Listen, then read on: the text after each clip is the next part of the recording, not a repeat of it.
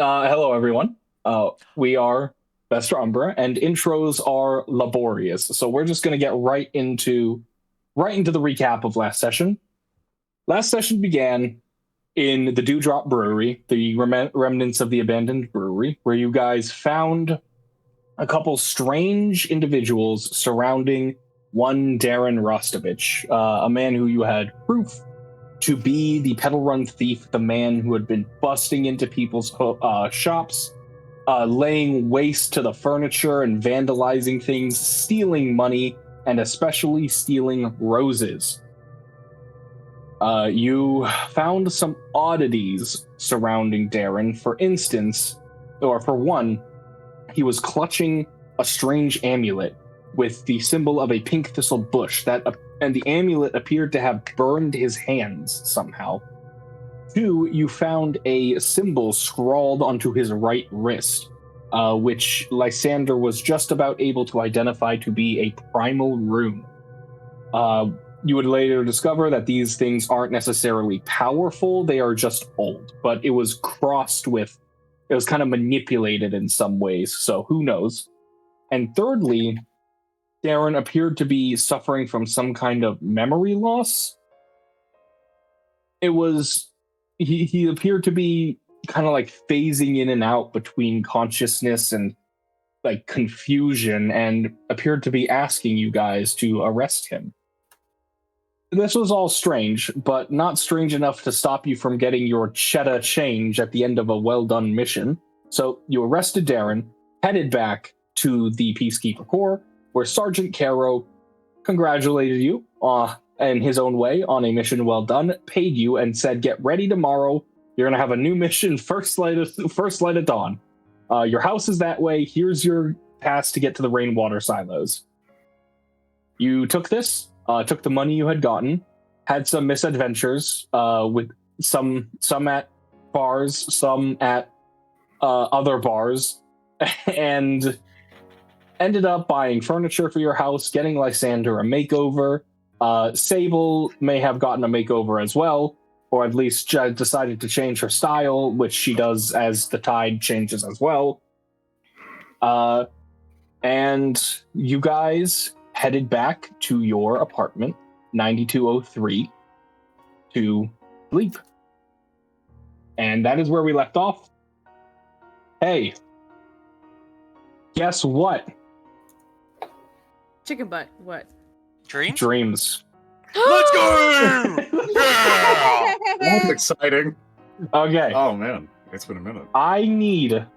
There's only one dream tonight. I need Lysander. Allison. Oh, Patriot dreams! You said dreams plural, you monster. I know I do. That's what I always do. Okay. Well, we're all I need to have a dreams. whisper conversation with Allison. With Skyler. Everyone else, please remove your headphones, and I will do this and make a message when it's time to come back. Okay. Yes, sir. Yes, sir. So, Allison, my dear. Hold on. Get your notes ready quickly. I'm getting my purple pen. Hold on. Okay. Sleep takes you. And in the darkness, it's almost like you're floating for a moment upon a silken curtain of kinds. This fabric wave, this like undulating wave of fabric. It begins to become like heavier, warmer where you are. And you open your eyes to find yourself laying in a hammock. The dawn breaks early in the forest that you were sleeping in. Your hammock lays attached between two trees, high, perhaps 10 or 15 feet above the forest floor. Surrounding you, you hear just this cacophony of forest noise, of birds and animals, of wind through the trees. So much noise surrounding you, of a different oppressiveness than in the city you're used to, but oppressive all the same. What would you like to do? I think she would probably try and peer over the edge of the hammock to look down at the ground below. Roll a perception check. Oh, there's rolls involved? There's rolls in your dreams. That's quite... Welcome to Warlock. I pressed the button and it might be late, but let me try it one more time. If I don't get it soon, you fail. No. Oh, we'll go with the 20. Thank you. We'll go with the 20. Looking down, you peer over the edge. It's a little bit tough to see amongst the fallen leaves and soil of the ground of the forest beneath you, especially in the low light of the very, very early breaking dawn. But peeking through the leaves, the underbrush, and the sticks and wood on the forest floor, it is impossible for you to mistake the grin of a human skull, the twist of a femur. There are human bones in the ground beneath you. Oh gosh. Can I leave the hammock? It's a bit of a drop, but yeah, you can make the drop. It's like 10 or 15 feet. But for a skilled dancer / juggler and adventurer like you, it kind of may take some finagling, but you drop to the ground. Okay. I want to see what, how many bones? Is it just one person? Is it medicine? Is it... Whew. Okay. Faster.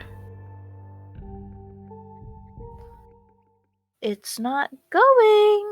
No! Let's hurry it up, please.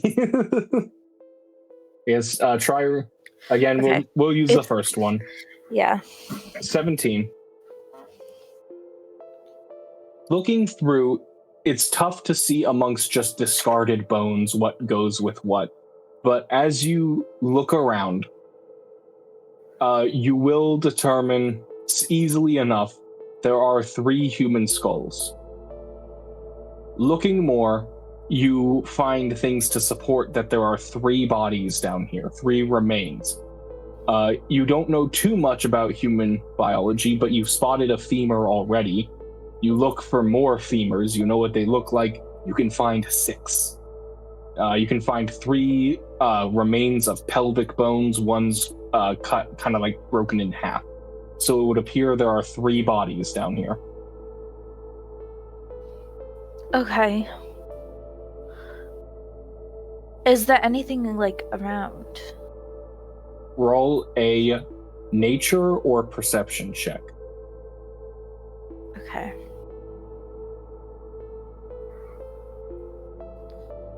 Why is it doing this to me? Why? Again, just roll. It's okay.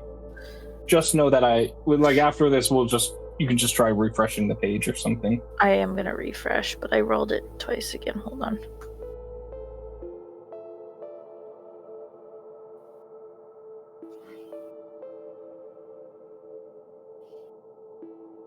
Did it go through? No. You know, we'll just assume you succeed this one too, and I'll just proceed as that. I can roll in person if you trust me. Sure, I trust you. It's 10. 10? Looking around, you squint your eyes against the darkness of the early dawn and against the blanket of trees surrounding you. You don't see anything out of the ordinary, but as you are looking, as you stand up and look around, you will notice something incredibly obvious. It takes something immediately just feels wrong, completely and utterly terrifying. It takes you a moment to realize that all of those sounds you are hearing from the forest, silence. No birds are making their calls. No animals are moving or vocalizing anything. Even the wind itself appears to have stilled. As you kind of shift around, you can hear the leaves shift under your feet. So it's not your ears. The forest has completely silenced, and you are left in this space of fear. This kind of primal fear, as though you are being hunted. And as you are in this space, your ears like craning for any kind of sound you can hear. You do hear something. You hear this whisper coming from beside your feet. And you look down, not trusting that you just heard that correctly, but as you look at one of the skulls on the ground, you see its jaw move as it whispers the word, Run? Yeah, run. I don't know if my mic might be blocking it out, but run. I try and find like the most open path from the clearing that I'm in and just pick a direction and bolt. Okay. Roll a survival. Again, you can use real life if you want. Oh. As you run, the fear and the terror, the confusion at what's going on, you trip, you fall. Just in time to hear this croaking kind of growl come from the trees above you. And as this blinding pain shoots through your back, you wake up. Do I still feel the pain? Yeah. You wake up and it feels like this terrible pain along your back, kind of like right shoulder to left hip. Is there like a mirror in the room that we have? Yeah, you bought a mirror. Okay, can I go look to see if... Twisting and turning and kind of like getting your shirt off your back, you see no mark on your back at all. Oh. But the pain is real. All right, I'm going to bring everyone back now.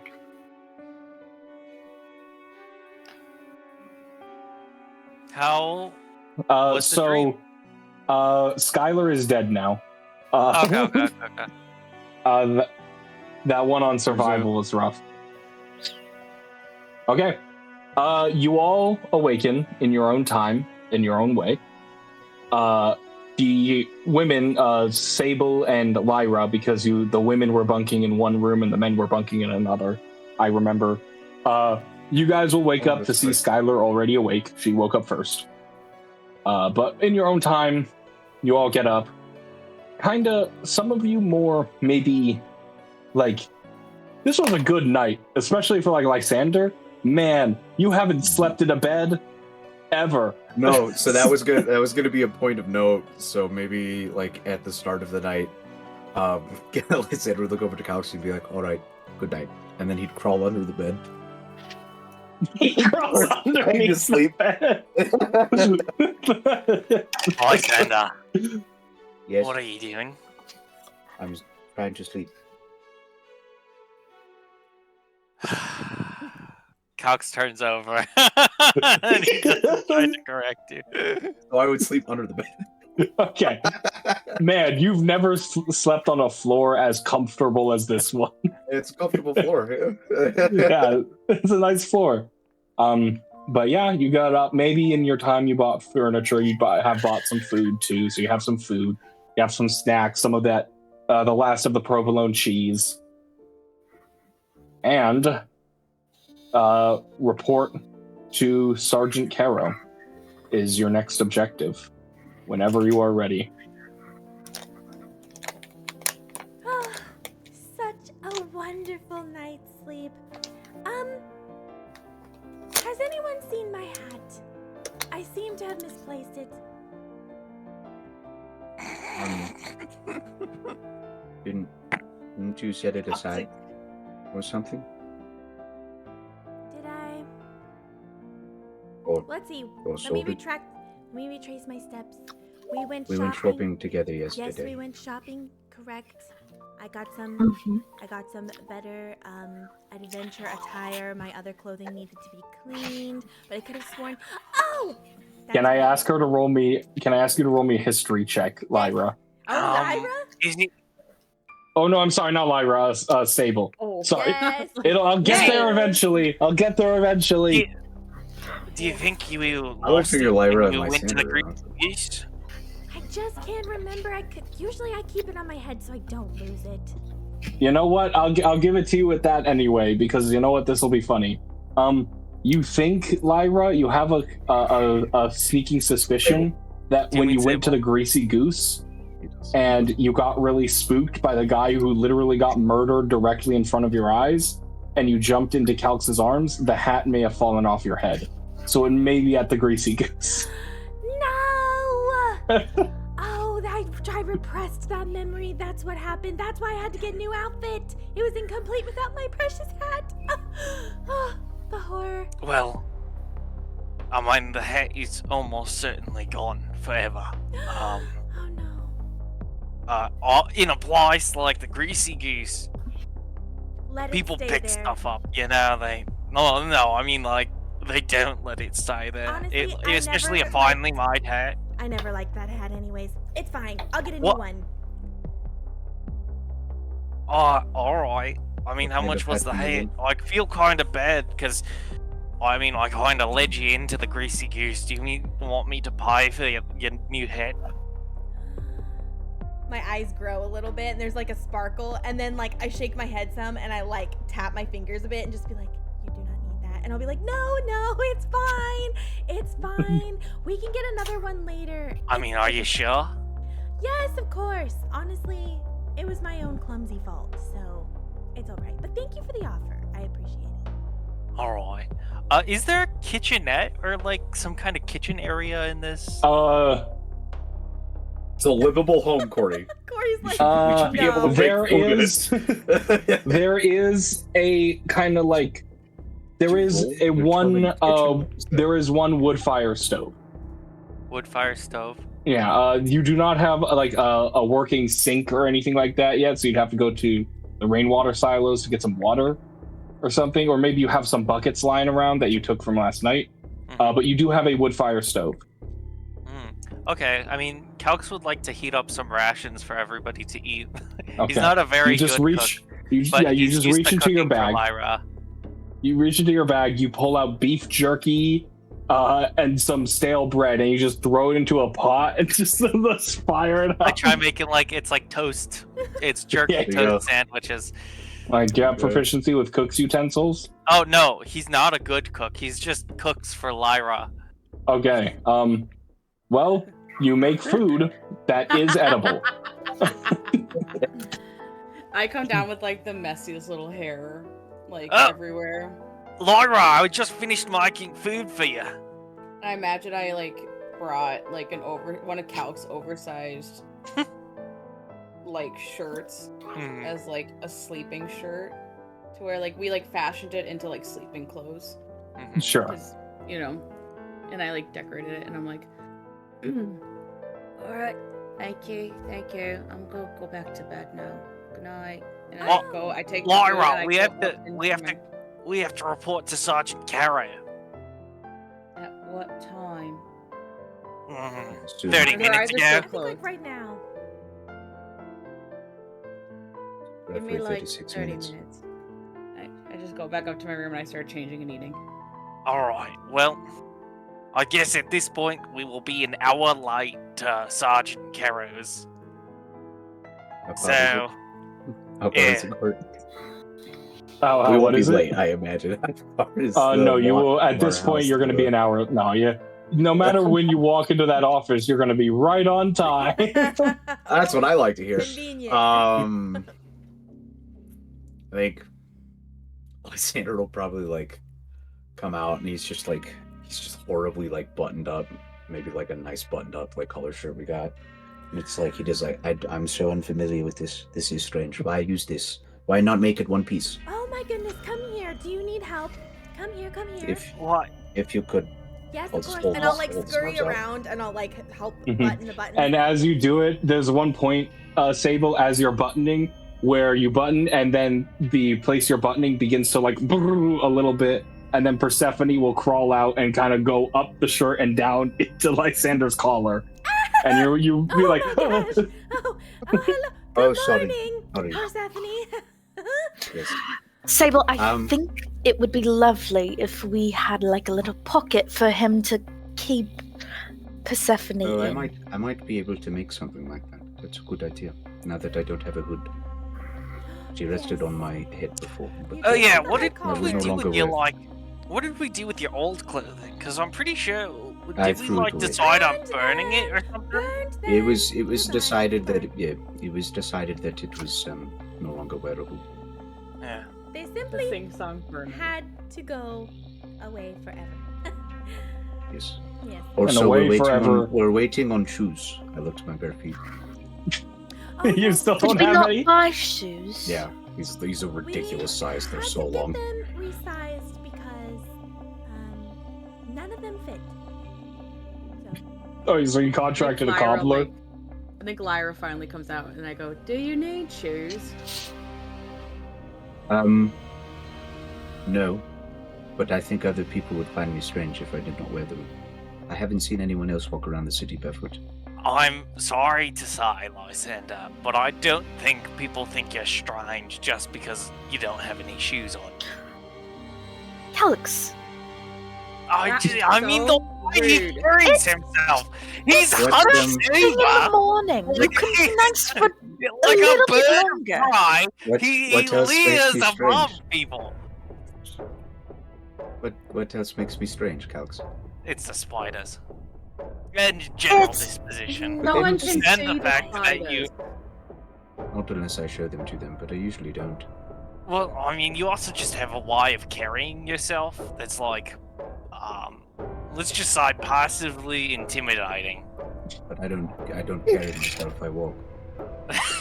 oh, fish Carrying are is tight. something. That doesn't How matter. can one even carry I themselves? mean, you That doesn't make guys, sense. I don't understand why the two ladies here are thinking that I'm being rude for just telling him that he will never fit into human society. Because you are big. You're big. You see Such an arse. him visibly. You see him visibly deflate, and then he'll probably just like go back to his room. No, no, no. Come back, man. Come back. I'll go You know in. what, I'll Lysander? go take you by the hand and lead you back out here. Don't listen to what Calx is saying. Lyra, tell him. Tell him that Calx Yes. is full of seashells Calx- and sand.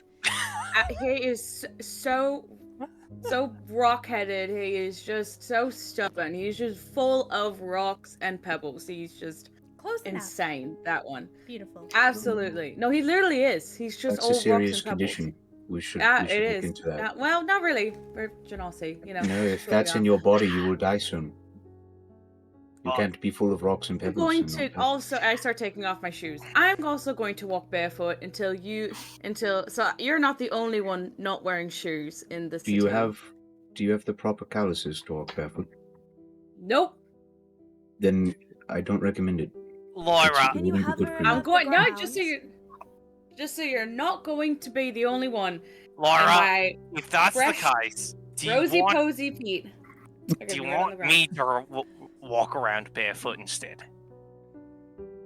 Why would you do that, Calx? You don't really care about Lysander, do you? I do not hate Lysander. I just want to reiterate that I think you put off a creepy vibe that I personally do not Calx, appreciate. What do you, Shut your how face. do you think Shut your you face. would feel if you had just taken off your helmet and was horribly disfigured and everyone was afraid of you? Okay, well, Okay, well, Lysander's not hold on. horribly Yeah. Are you saying that Horribly Lysander is horribly on. disfigured and that everybody I'm is saying afraid? that that's how you're acting. I visibly deflate. By the way, has everybody seen Lysander's haircut? Can we get around to photos, please? I honestly, It looks yes. beautiful. It's beautiful. I mean, Thank you. I've never cut my hair before. It was strange. How does it feel? Did it Honestly, you look hurt? like a new person. I don't think anyone's going to be frightened of you. Did it hurt? No, there's no nerves in your hair. I I knew didn't feel a that. thing. Maybe she thought you had an emotional attachment. You know, when one doesn't cut hair for a long time, perhaps emotionally it could have been painful. No, I mean Oh. it just kept growing. I just thought, like, you know how little children get really, like, they think it's going to hurt and then they cry a lot when they get their first haircut. Are you 'Cause- saying that Lysander has We the haven't left intelligence the of house a child? yet. We should probably go. We're gonna be really, go to really bed. late. Why are you trying to Um, make me the villain, Calx? I'm not not the trying to villain in make you this. the villain. I'm just saying I that. have a question though. If I'm not supposed to listen to Calx, what happens when he gives? He No, in says- those situations, you can Okay. listen to Calx. When he's being mean to you, don't listen to Calx. How do I know he's being mean to me? Whenever he talks about spiders and about how he doesn't like you, just don't listen to him. Okay. Okay. All right. He Also, does. Sable, He does seem like the beautiful least smart outfit. person here. So Thank I won't you take his so word seriously. much. Oh! What? What happened? I mean, he's right. Lysander But nobody's going to find that. Simon? here, so I won't take his opinion seriously. What did he say? I missed it. He He said said Calx Calx is the isn't least- smart. Calx isn't smart or is smart? Yeah, essentially, he He's said not. Calx isn't smart. Doesn't see. He seems to be the least. I mean, he's right about that assessment. But is nobody going to jump at my defense? No, because you've been on his arse the entire time. You know Why what? would That's you do fair. that? That's fair. You know, that's valid. Calx You know, is good fine. one, Lysander. You've stood up for yourself. You know, that's what I've really been I've been teaching standing him this whole the time. entire time. It's how to stand up against against And I people. imagine What a Oh, we're hero. having this entire conversation as we're walking to the commander's office. Oh no, you haven't left yet. No, I'm telling you, we're having this conversation as we're Is Lyra Oh my still I'm God. barefoot? barefoot. Yeah, absolutely. I mean, Lyra, you want me to be barefoot instead? Nope. And every time she walks, she like winces a little bit. He's so like, we're probably yeah, gonna I'm cry. like, She's like, Do you want to carry I'm me? concerned. I'm concerned for your feet. no, my feet are fine. You're not going to be the only one not barefoot. I think you're lying to me. No. Roll an insight check. Calx? No, stop it. A Calx Ah! in Can I order roll to try deception? No. That's in order to try and make sure that Lyra puts on shoes, Calx will take off his boots No and one wants to try. see those crusty old toenails. Yeah, they're crusty and no, they're just normal as fucking feet. It's fucking just like this is how you hang on the cave Those wall. talons. You Yeah. fucking bat. Yeah. It's just like You can hang upside down. Yeah, if you want to see those toenails. he pulls off his feet, or he His pulls off his boots. He pulls off his boots, and you see that Calx's feet are actually horribly disfigured, and everybody looks at him in disgust. This is what I took off my shoes. Okay. with Your feet. It's disgusting.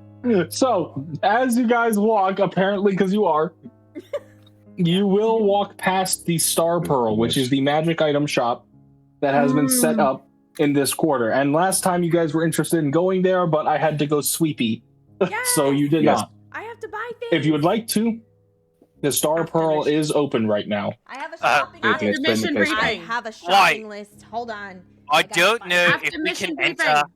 I don't know if we can enter this establishment. Why? There is a sign that says no shirt, no shoes, no service. Oh, well, you And have currently a three of us Actually, do not is have no any sign shoes. that I see. Are you making that up? I mean, I don't feel see a like, I feel like you're lying. do you not see the sign right over there? I see the sign. I rip it down and I throw it, and I go, "What No, sign?" no, I need Calx to make a deception check because there's no sign there. That says no shoes, no shirt, no shoes, no there's, service. there's no sign there. Deception. 9. He just gestures to a sign that says "Welcome in." Welcome in, shoeless bastards. Wait, do you wanna check it again? And can I cast illusionary script God. on the sign? You suck up. I'll This just is kinda, ridiculous. I'll have my paintbrush like behind my back a little bit, and I'll just be like, write the script. Are you sure you want to commit a spell I slot do! for that? I want to get it so bad. You're insane. Okay. So Lyra, you look at the sign. It clearly says "Welcome in." I need Sable to make a sleight of hand check because Okay. illusory script does have a Hey, Calx, a do somatic. you want to give me any sort of support since I'm helping you out here? Let's go, Sorry, Sable. Calx isn't So- really sure why you're helping him in this endeavor. Okay, so Oh my god. Oh, sorry. Is it advantage or do I add something? to no, it? I it's don't know how that- guided. So 1d4. Oh, okay. Let me add 1d4. You know, Okay, this is exactly like so the Lyra, This is here's exactly what like happens, the first. Lyra. Here's what happens. Look at that sign. You look at the sign. It says "Welcome in." You look back at Calx. You see Sable, kind of like off to the side, and be like, on the side. This is exactly Why? like the first session when Lyra just lies about knowing who the culprit is. And For then, no fucking and then this is happening, Lyra. As this is happening, It's a sibling Calx- trait. as this is happening, Lyra, Calx turns to Sable and goes, "Let's go, Sable!" Like And you then when you- persisting in my lie. And then when you turn back and look at the sign, it says, "What does it say? What does it say?" It says, no shirt, no fins, no service. See, Oh, Right? It's got, okay, it's now okay. got seashell embroidery, and there's like a nice little sailboat on the top. Oh, Is that wow. imminent? Because that would be vandalism. Where'd that come from? no, it's not. Anyway, are we sure we want to head in there? I doubt we could buy anything. Aren't magic items pretty expensive? It might be Well- worth looking towards the future of things that we could buy. That's fair. You did all of Or if that. there's one thing that So we really like, He we wouldn't could- go in. Well, no, I did all of that to make a joke to try and ease the tension that was created from my previous statements. there But was then the tension. joke quickly spiraled out of control, and we've found ourselves in a party conflict situation. And Sable, What? you wrote fins and not feet. You realize that none of us have fins, What? including yourself who right did now, that? currently. Who did that? You did. We also. What? Anyways, I can run inside and get my list really quick if no one else wants to go in. I need a few things for some of my spells. So I wrote a list.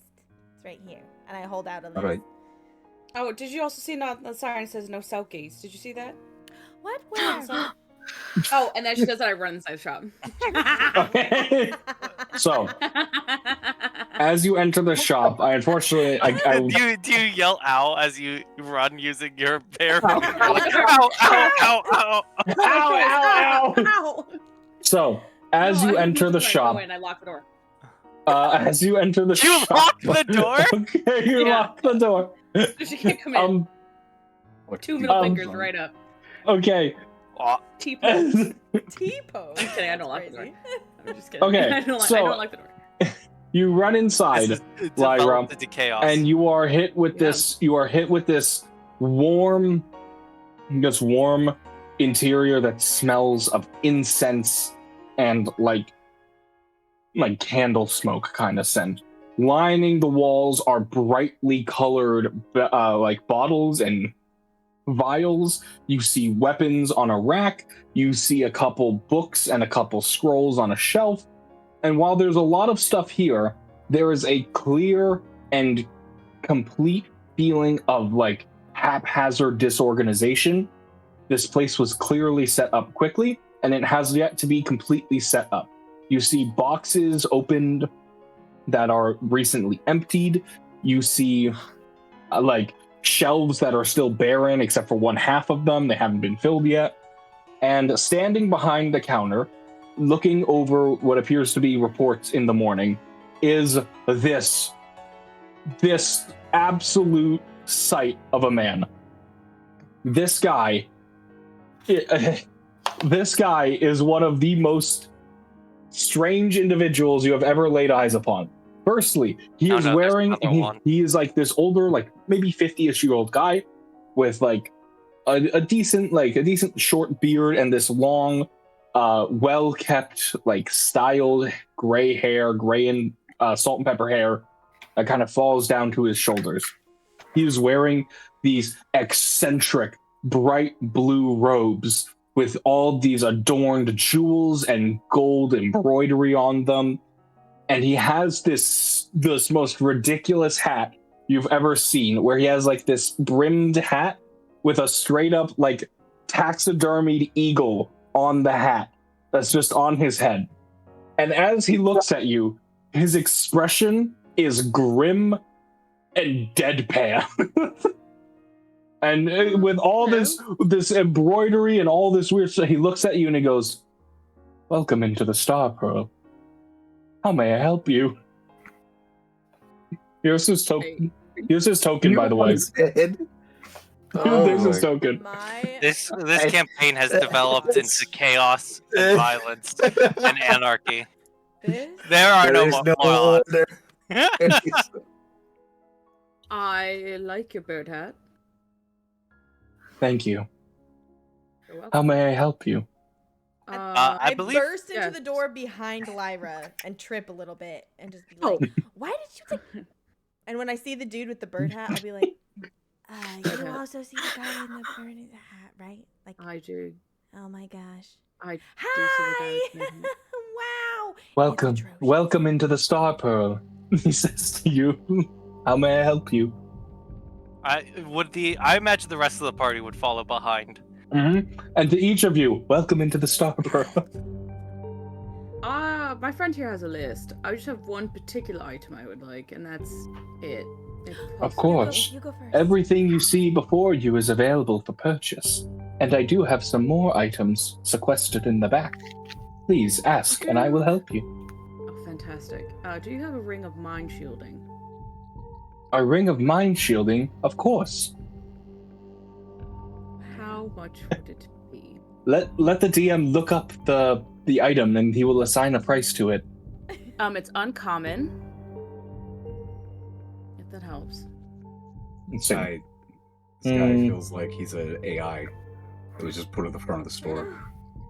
It's just like, "Hello, we are here to do business with you." I can respond to complete sentences. Pencils. Yeah, that's one.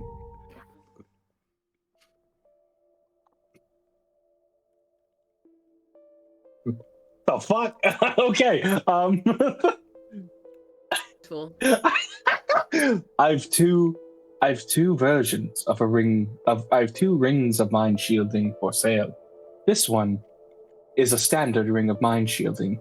I will sell it to you for 50 gold. You This just whip one- that out of thin air. Yeah, he does. Yeah. Out of his bird This speak. one is a ring of mind shielding, but this one, if you die, your soul will be consumed by the ring and housed forever within its gem. This one I will sell to you for 60 gold. Oh, there you guys got 2 gold. I have 2 gold. I Can I can, borrow it? Sure. I'll give it back to you when I get 2 more gold. Don't worry, I'll give you the 2 gold for it. You don't need to borrow it. I'll just give it to you. Okay, but thank you, Lysander. Okay, I'll take the ring of mind shielding, the one that can store Okay. your soul. The one that can store your soul?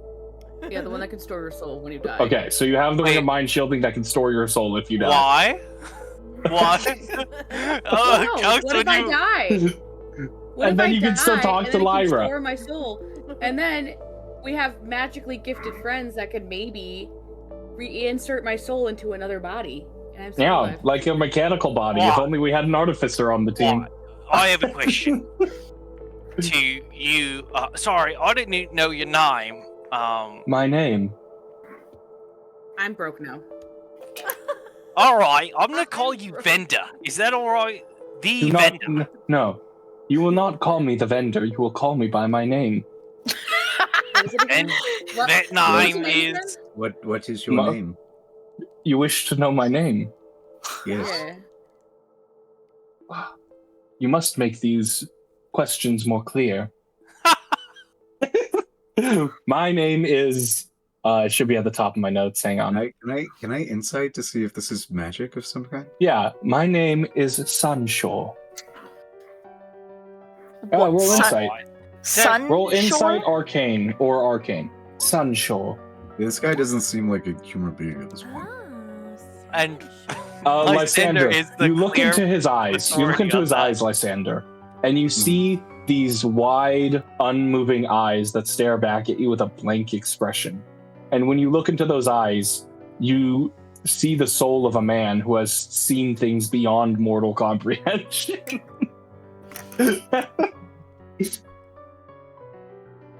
I think If you'd also like to, I can show you what I have on a current clearance sale. Some Yes, items please. I have for a discount right now. I love Would you like Sable. to see them? Oh, I mean, I would discounts love sound to. awesome. Yes. Here, I shall retrieve them. Stares at you for a little bit, and then he turns and he goes down to the side and he grabs the items that he has on current clearance. He will put onto the counter a little cupped sparker, a striker that you use to start fires, that has this smoldering yellow rune on it. He will put a wand that appears to be wrapped in some kind of like papery material, and he will put down this helmet that's like kind of a full mask squared off at the top of the head, full plate helmet that is hued slightly green. And he will go through each of them. This item here, and he will reference to the striker, can be used to create fires that burn much brighter than usual. This item here, and gestures to the wand, is a wand, an arcane focus that can be used to increase, shall we say, harmful capacities of certain spells. And this item here is a helmet that, when worn, will increase your senses and make you more perceptive to your surroundings. What? Like, it's a helmet of armor? Is that correct? Yep, it's an armored plate helmet. it's like a heavy armor. So it sounds like it would go to you. I don't think anybody else could wear it. And anyone could wear it without like no matter what armor you're on, but you would be wearing this big helmet over your face. The coat, and it's just the helmet. Basic clothes. Mm-hmm. By, like, increased perception, so it just, like, increases, like, your ability to perceive your surroundings, or? Yes, indeed. Oh, well, that was out of character. But it Oh. could be in character. He answered to you, Nick. Oh, He answered God. to you out of character. Oh my goodness, the fourth wall. The power. He's seen things beyond. He knows of us. And how much do these things cost?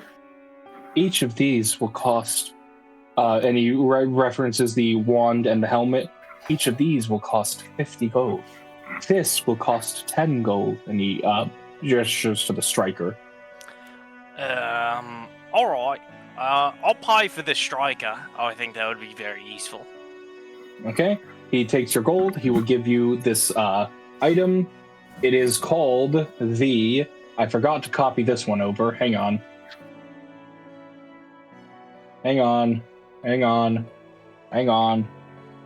Hang on. Hang on. Hang on. I'm not excited. He will give to you the Tinder kick. Tinder. It is under handouts, Star Pearl items. Aw. Kinder King. Places, right? Oh. Okay. Can I also ask if you have, like, I don't know, a magic item that could improve somebody's ability to restrain people? Perhaps a rope of entanglement or something of that sort. Yeah, whatever that is. I do have a rope of entanglement. However, it is not on clearance sale. It will cost you 150 gold. Oh, that's a lot. That's expensive. Why is it so much? For just tying things up? That's crazy. The rope of entanglement is a very difficult item to craft. It is also quite useful. It can entangle more than people. It can entangle anything. I thought you said crap. It's Hard to crap. hard to I'm craft. sure it is. Well, You have What about some- tools to make poisons? Tools to make poisons, of course. I have a poisoner kit for sale, and I've also many pre-prepared poisons. I will not ask you what they are for. That is none of my business. A poisoner kit is 5 gold. Yay. I'm looking for a dust of dryness. A dust of the fuck? Dust of dryness? Get Isn't that fucking just ready. Isn't that just for it. dust? Isn't that just dust? Nope. 1d6 plus 4. You can sprinkle a pinch of dust over water into one marble-sized pellet.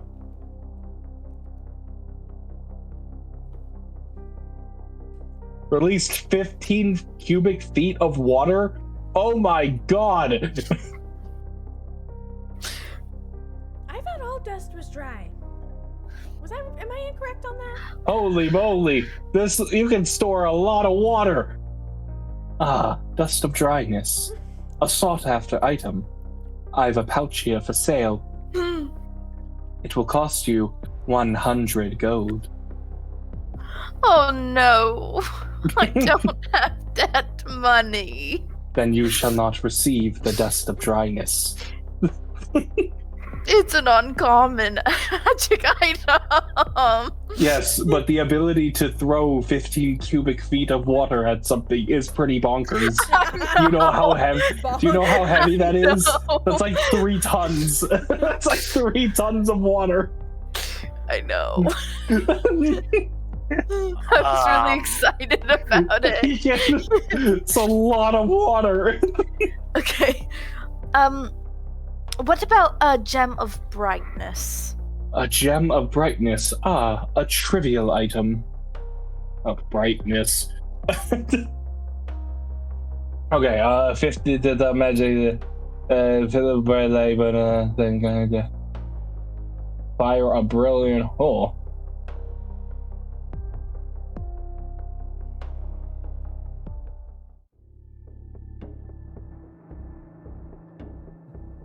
Wow. Okay, well, it says specifically here that when all of the gem's charges are expanded, the gem becomes a non-magical jewel worth 50 gold pieces. A gem of brightness. A trivial item. 150 gold pieces. Okay, I shall keep looking. Can I ask for... Yeah, the rope of entanglement looked interesting, but I mean, do you have something like something that can improve someone's ability to entangle rather than something that entangles by itself? Of course. I have these here, and you take out these 2 leather-bound gauntlets. These are gauntlets of grappling. They will aid you in any attempts you make to restrain another living soul. Alright, that looks good. What is it They called? cost 100 gold pieces. That could be really useful to me. I only have 50 gold pieces I can spend on this.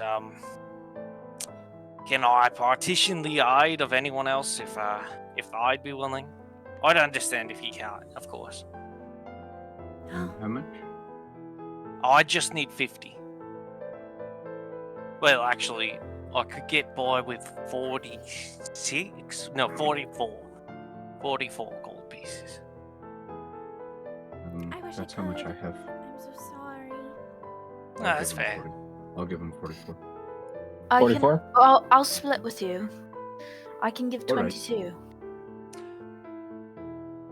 Alright. If you pay, your gauntlets of grappling will give you advantage on grapple checks. Alright, but grapple checks have been changed to where they're saving throws now? Would it just give disadvantage on the saving throw? Yeah, I'll give disadvantage on the saving throw. Alright. Damn you, 2024! I just figured out the grappling rules last year. Are they with attunement or without? Yeah, you have to attune to those. Okay.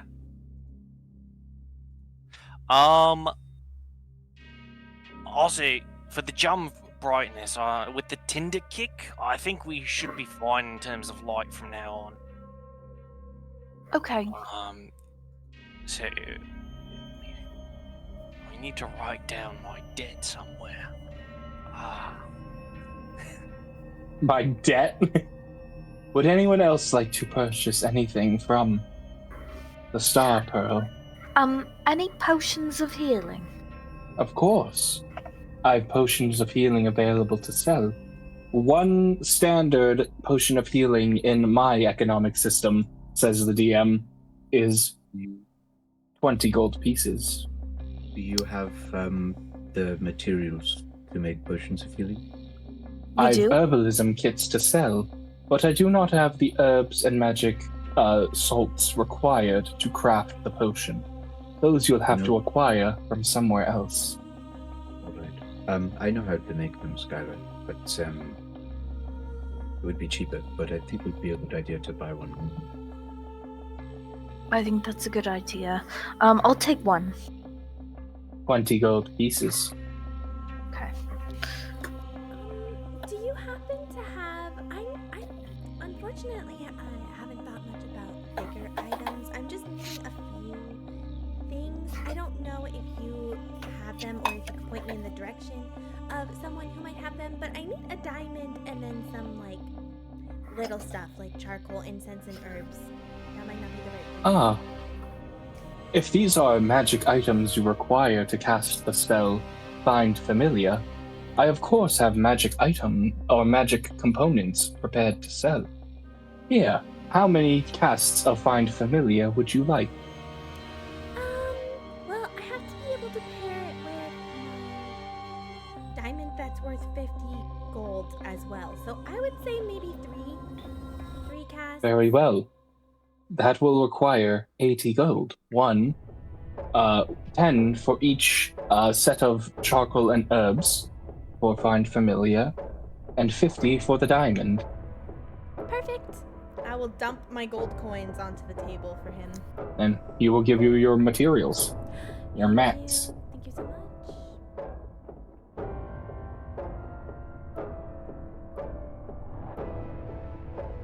Would anyone else like to purchase an item?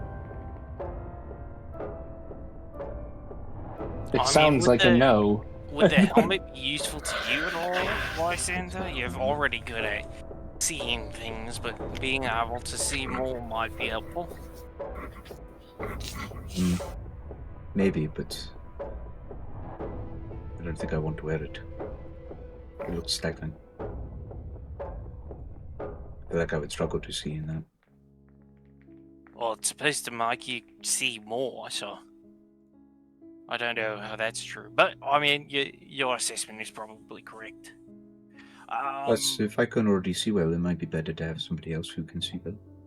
Yeah, he's true, Something similar. he's true. Can he, he'll turn to Sunshaw. Can he help? Sandshaw. It'll be like, can it help you see in the dark at all? Is that something it does? No. There is no magic to help you see in the dark. No magic to help you see in the dark. You must engage with the dynamic lighting system that the DM has paid for.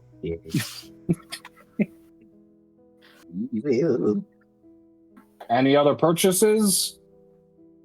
No. Going once? I think I'm Going twice? Okay. You all leave the Star Pearl in varying degrees of satisfaction. And remember, we should probably get to Sergeant Caro at some point today. But Hey No guys, rush, I I have guess. an idea. You know, considering we didn't really spend a lot of time at the library today. library. No, I'm joking. Let's go to Sergeant Kiro. We've delayed So, long enough. again, the Peacekeeper Corps is very close to the freelance quarter, where your guys' house is, where all the freelancers have been given homes to stay. You enter the building, no problem, and you make your way through the building to Sergeant Caro's office, where you will knock on the door, to which you will hear Sergeant Caro from within. Finally! Get in here, you lies-about. I don't think he means us, does he? Does he think someone else is here? No, he definitely means us. Coming! Oh, okay. Where? Oh, I expected you a lot earlier than this. Well, You Sorry. see, Our sincerest apologies. We're here now. How can we help? He's thinking a little. You see him thinking a little bit. Maybe you'll have to enlist some aid to drag you out of bed in the morning. That might be a good idea. But for now, no, I've- we're good. I've got the mission. I've got the next case you lot are going to be assigned to. Here we are. And he will pull out a sheet of paper. Looks like we got ourselves a little bit of a lively one. Across the past couple of weeks, there's been a series of assaults in the Sawdust District. 4 blokes bludgeoned in the middle of the night, damn near to death in some cases. Broken bones, shattered bodies, the whole works. 4 sods are robbed of all their coin and then left broken on the street until someone finds them in the morning. No one knows who's doing it. No one's seen anything yet. Sounds like the perfect case for you guys. So, make your way down to the Sawdust District. Down there, of course, you'll find Skyler again. She'll give you a more in-depth briefing.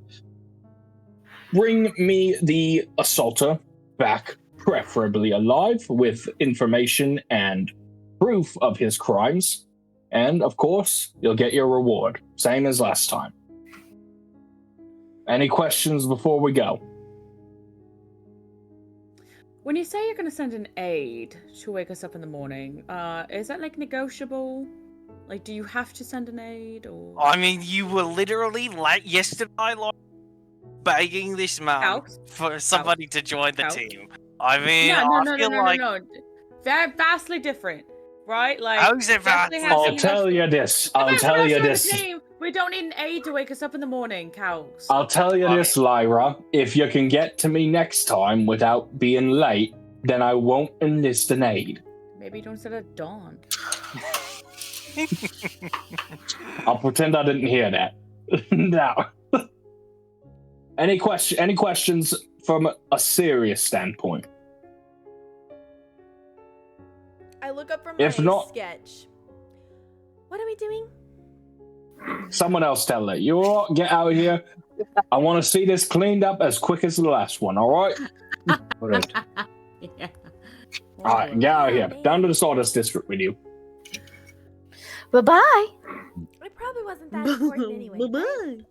It's it was pretty important. Is it more flowers? No, No. assaults and battery. What? Is it Oh, that's. I need to review. I think it's aggravated assault, maybe? Is that We it? don't know if it's aggravated. No, I mean the legal term. I'm going to look up online. Isn't no, aggravated most assault means that there's a motive. aggravated? It's a Aren't you specific quite legal term. aggravated when you are assaulting someone? No, hold on. Aggravated assault means that there was a motive, like there was a motive behind. No, the assault. aggravated assault means there was a weapon. No, isn't aggravated assault mean that you like planned it out? No, aggravated assault is that there's a weapon present, I believe. Oh, well then we still don't know that. We still don't know if there's a weapon involved. Could be anything. Well, nice to know Just who read the law books, though. So, as you guys make your way down to the Sawdust What am I District, thinking of? in case I failed to mention it last time, Chapter 2 is First titled degree murder. First. Chapter No, 2 I is titled think someone has to die for that one. No, it's aggravated assault. It's crime that involves intentionally or recklessly causing serious bodily harm that Oh. I mean, You did get that. Oh, he's frozen. Yeah. Oh, you yeah, froze. no, yeah. The internet's been real shitty right now. But it is aggravated assault. Okay. Is amazing. Once again, I don't know if I mentioned it last time, but Aggravated assault is not. Chapter 2 is titled Spongewood. Oh, Okay, those- Spongewood. I thought that was so strange. All right. The Sawdust District exists in the surface zone of Throtwin. It is a district primarily focused around carpentry, woodcutting, and generalized industry of a more, we'll use the term, light nature. This being the case, it is constantly abuzz with noise and with people milling about, going to work, moving crates and carriages, taking cargo from one shipping warehouse to another. Ever present in the Sawdust District is the smell of sawdust itself. It is clear what goes on here, though the actual street view itself does little to betray the nature of this place. While there is a great deal of woodworking, most of it is done inside of shops and workshops inside, not outdoors in any kind of yards or things like that. So while you walk down this place that smells like the inside of a Home Depot, you see buildings that look relatively normal, actually. Just a lot more cargo and people, moving heavy loads of lumber and timber than you'd expect to see elsewhere. Here is the image we have for the Sawdust District. Oh. Continuing forward, you will find the meeting place where you were set to meet with the Peacekeeper Shyla. Again, as you approach, she looks up. She's got like two little aides next to her, and she'll smile at you as you stand in front of a store or a business place, not quite a store, named... Let me find the name of it again. Named Vistages Spongewood. We're standing in front of this place of business by this name. Shyla will look up at you. Finally, you lot took your sweet time getting here, didn't you? Hello, Shyla. All right, now I assume you've gotten the basics. So sorry. I assume you've gotten the basics, at least as basic as Sergeant Carroll's been willing to go over with you. I'm here to give you the more in-depth view and then set you on your way. All right? So, what's been going on here? It's been going on for about 2.5 weeks. People are attacked in the night, beaten badly by someone they don't hear or see coming. This person attacks them until they are beaten until unconsciousness, in which case they steal their money and make off like a bandit. There have been 6 people attacked so far. One was last night.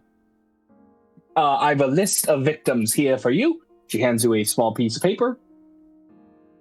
Now, of note, interesting, 2 assaults have been broken early. One was in a situation where somebody was about to find the event as it was going on, and the perpetrator appeared to know that they were coming and broke the assault. In another case, we're not sure, but the victim says the assault broke before they were fully incapacitated. Right, most recent victim is actually inside this shop here, which is why we're here right now. But anything else I can do for you? Who were the 2 that the assault broke? What's that? Who were the 2 victims that the assault didn't quite happen? Let's go over all the victims, shall we? In order of the time that they were assaulted, there was a young man named Talson, a human man who works at one of the storefronts down that way. There was a dwarven woman named Mayreen. There was a half-orc named Weck, a human woman named Jamela. There was an old tabaxi man named Clearcut, and most recently was a fellow named Giles working in the shop back here. The two assaults. Right. Huh? We're gonna write all these down. Oh yeah, I'll give you that. The God two bless, God assaults that were broken early were the one against Mayreen and the one against Clearcut. Clearcut was the Oh, excuse me. Tabaxi, the older Tabaxi man. which number? He was the 5th one to be assaulted, the one before last. Okay. Oh, I'm so sorry. Oh my goodness, my allergies are acting up. Was there any clear sign of what they were assaulted with? Oh yes. Excuse me, so sorry. Do you need some kind of handkerchief? It's just so dusty. I like dab at my eyes with a handkerchief. Well, yes, victims say they were beaten by some kind of large tool or implement, maybe a weapon of some kind. They usually don't get the cleanest look.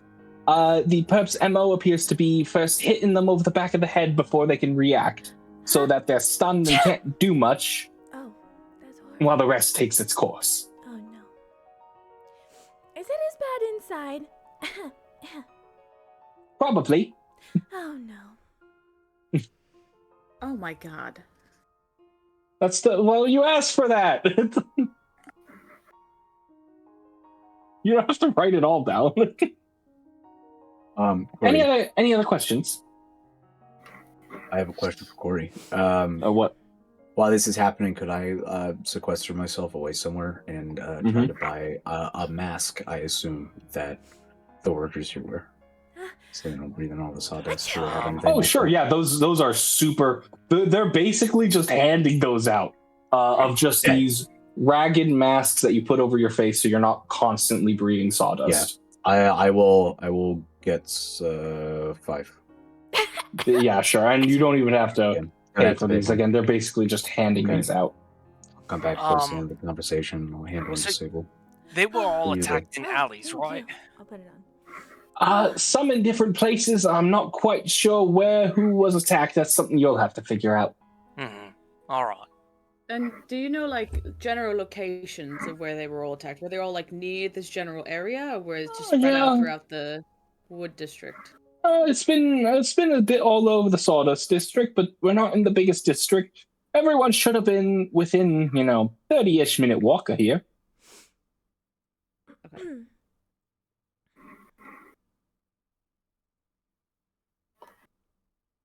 All right, should we go talk to... Oh, you said the most recent one was Giles, wasn't it? Giles, he's inside still. Giles. Should we talk to Alright, well- Giles then? You do you. I don't care how you investigate. Well, But I any was- other questions for me?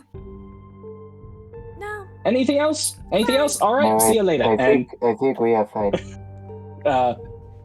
like, "Oh, see you later." And she turns and she is out of there, just like last time, just instantly gone. You are on your own in the midst of the Sawdust District that is bustling with workers and people, and you have a serial assaulter to catch. Oh, Lysander, thank you so much for the mask. That was horrible. Welcome. I'll take one of those. Oh, here you are. handed them out, I think. Oh, that's fantastic. Thank you, guys. Yeah, let's talk to Giles. That sounds like a fantastic... Or do we want to split up again like what we did so we can get all of them in one day? I think we should... We don't really know who and where everyone is. Yeah, and Oh, that's a really good point. honestly, this situation is a bit more dangerous than just a flower steal. I'd prefer for us together for all of this. Probably a good idea. Alright. I have a lot of. I say a lot of. I suppose there's only a couple that would be useful, but I have rituals I can cast at each of the crime scenes to hopefully help us discover things. I can also talk to the spiders there. That'd be a pretty and see good if they idea. saw anything. Sounds great. Let's go talk to Alright. Giles. Was Yeah, there so- anything initially that makes you think that whoever did this uses magic? I suppose we have to talk to the victims. Who are you asking? Just everybody in general.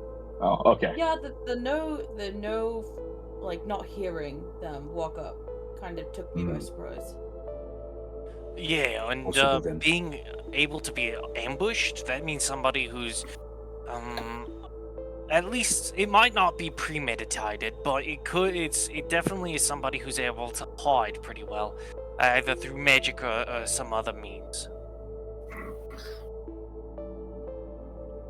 Well, if they were able to use magic, then why wouldn't they use magic That's a good point. to It might hurt be them? just somebody who's good at hiding. It's It could possible. be magic to get there, but they didn't have to use magic to hurt them. It's possible they Well, don't know I much mean- magic either. It all depends. We Giles?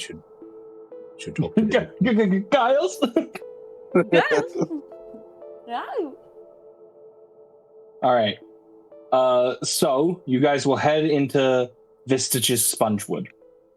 As you head inside, you will be you immediately notice that the air in here is much warmer. It's pretty toasty in here. Not quite like blistering hot, but if you were to spend a good amount of time in this place, you would get decently sweaty. Initially, all you see is basically like this one little area with like a chair and a desk that has some like paperwork and stuff, but the rest of this place is all this big workshop. It's not similar to any kind of woodworking shop you guys have ever seen before, if your characters have ever seen one, and most of your characters are probably have no clue what the inside of like a woodworking shop would look like. But you will see what looks like iron casts and big like cauldrons across the place. There's on top of that scent of sawdust, there's this weird syrupy scent in the air too. And across the area, you will see multiple people working. You will see a total of 6 people inside this building, all doing various things. There's all variations of large and strong individuals who need to do, hard labor all day long. 2 of them stand out to you. One stands out because she does not have the same kind of physique as all the workers and is not doing something similar to the workers. She appears to be like looking over inventory or reports of some paper parchment she has in her hand. She is shorter, maybe like 5'5", 5'4". This very thin, lithe frame and very dark, dark skin, dark hair that goes back in this kind of like neatly tied, like she's trying but doesn't really care all that much. And then the other person who stands out is a quite tall, 6'5" maybe, broad-shouldered man with simple clothes, and you can just see bruises across his face and his bare arms. You can see that one of his arms he's like nursing close to his side. When he moves with a limp, but he appears to be continuing to saw at these strange-looking planks and doing whatever he can to continue his work.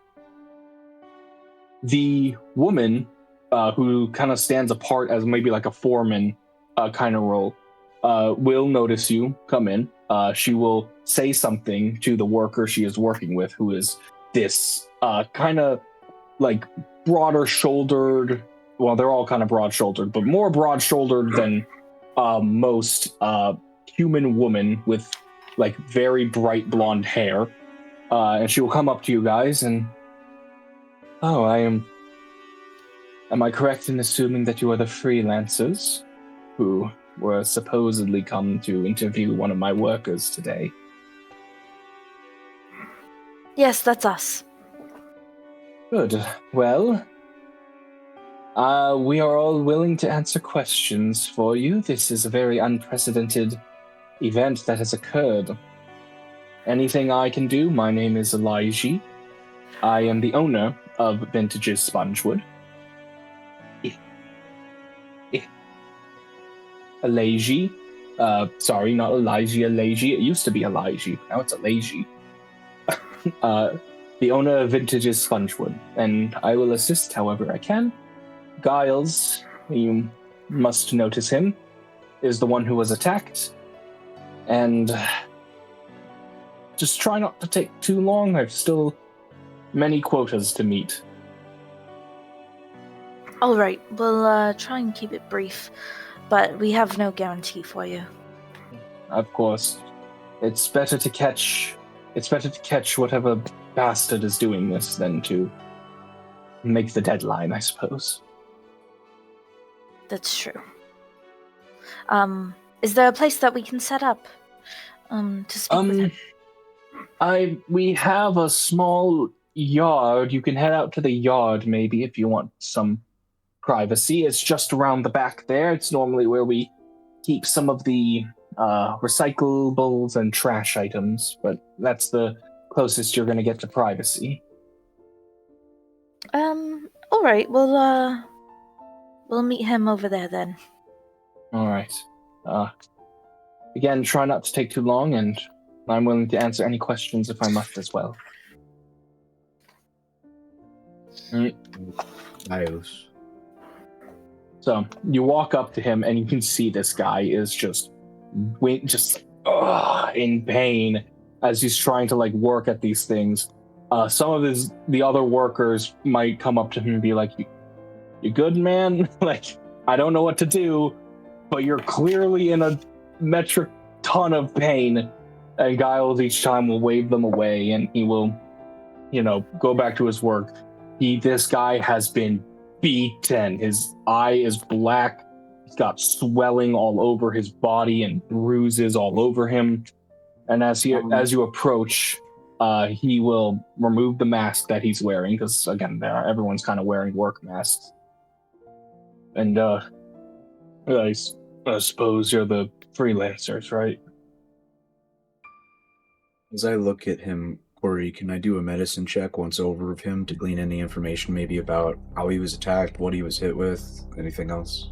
Yeah, roll a medicine check. If you dare. Myself. Yes, we are the freelancers. This man was clearly attacked with a weapon, a blunt weapon. The way how the bruising is mostly, you can see it along his arms, like he's wearing a sleeveless shirt. You can see it along his arms, mostly on one side of his body. And you see some of the bruising as he turns to look at Lyra, who just spoke to him, kind of continues down his back, which would imply that he was knocked to the ground somehow and was shielding himself as someone beat down on him with a blunt tool.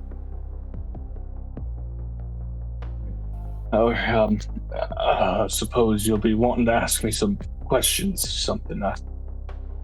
Just try not. I know you got to solve this, but try to keep it quick. I got quotas to meet. Sure. We'll try and keep it brief, but again, it's better to get all the information we need now than to disturb you twice in a week. All right. Well, what can I tell you? So, I think it's best if you probably recount the assault altogether, and then we can go from there with the questioning. Okay. Well, we've been dealing with some tough deadlines coming up recently, and so last night I decided to stay late, try and get as much work done in my area. It's tough to admit, but I'm kind of falling behind. So I thought I'd stay late, make up some of my progress. I did, and when I left, tired making my way home, as I passed through an alley I always pass through on my way home, someone hit me in the back of the head. I didn't really hear anything. I didn't hear anyone coming. And, I'm a big guy, but they were strong and they had a weapon and I wasn't ready for it. I got knocked down. They hit me. hit me a lot. And eventually, they left. I don't know how long I laid there. When I got up, I was missing my money, I was missing my shoes. And I got home as best I could and got what sleep I could. When I woke up, I reported it to the nearest peacekeeper I could find, and gotta get back to work. He watches you all furiously take notes down in front of him. Sorry.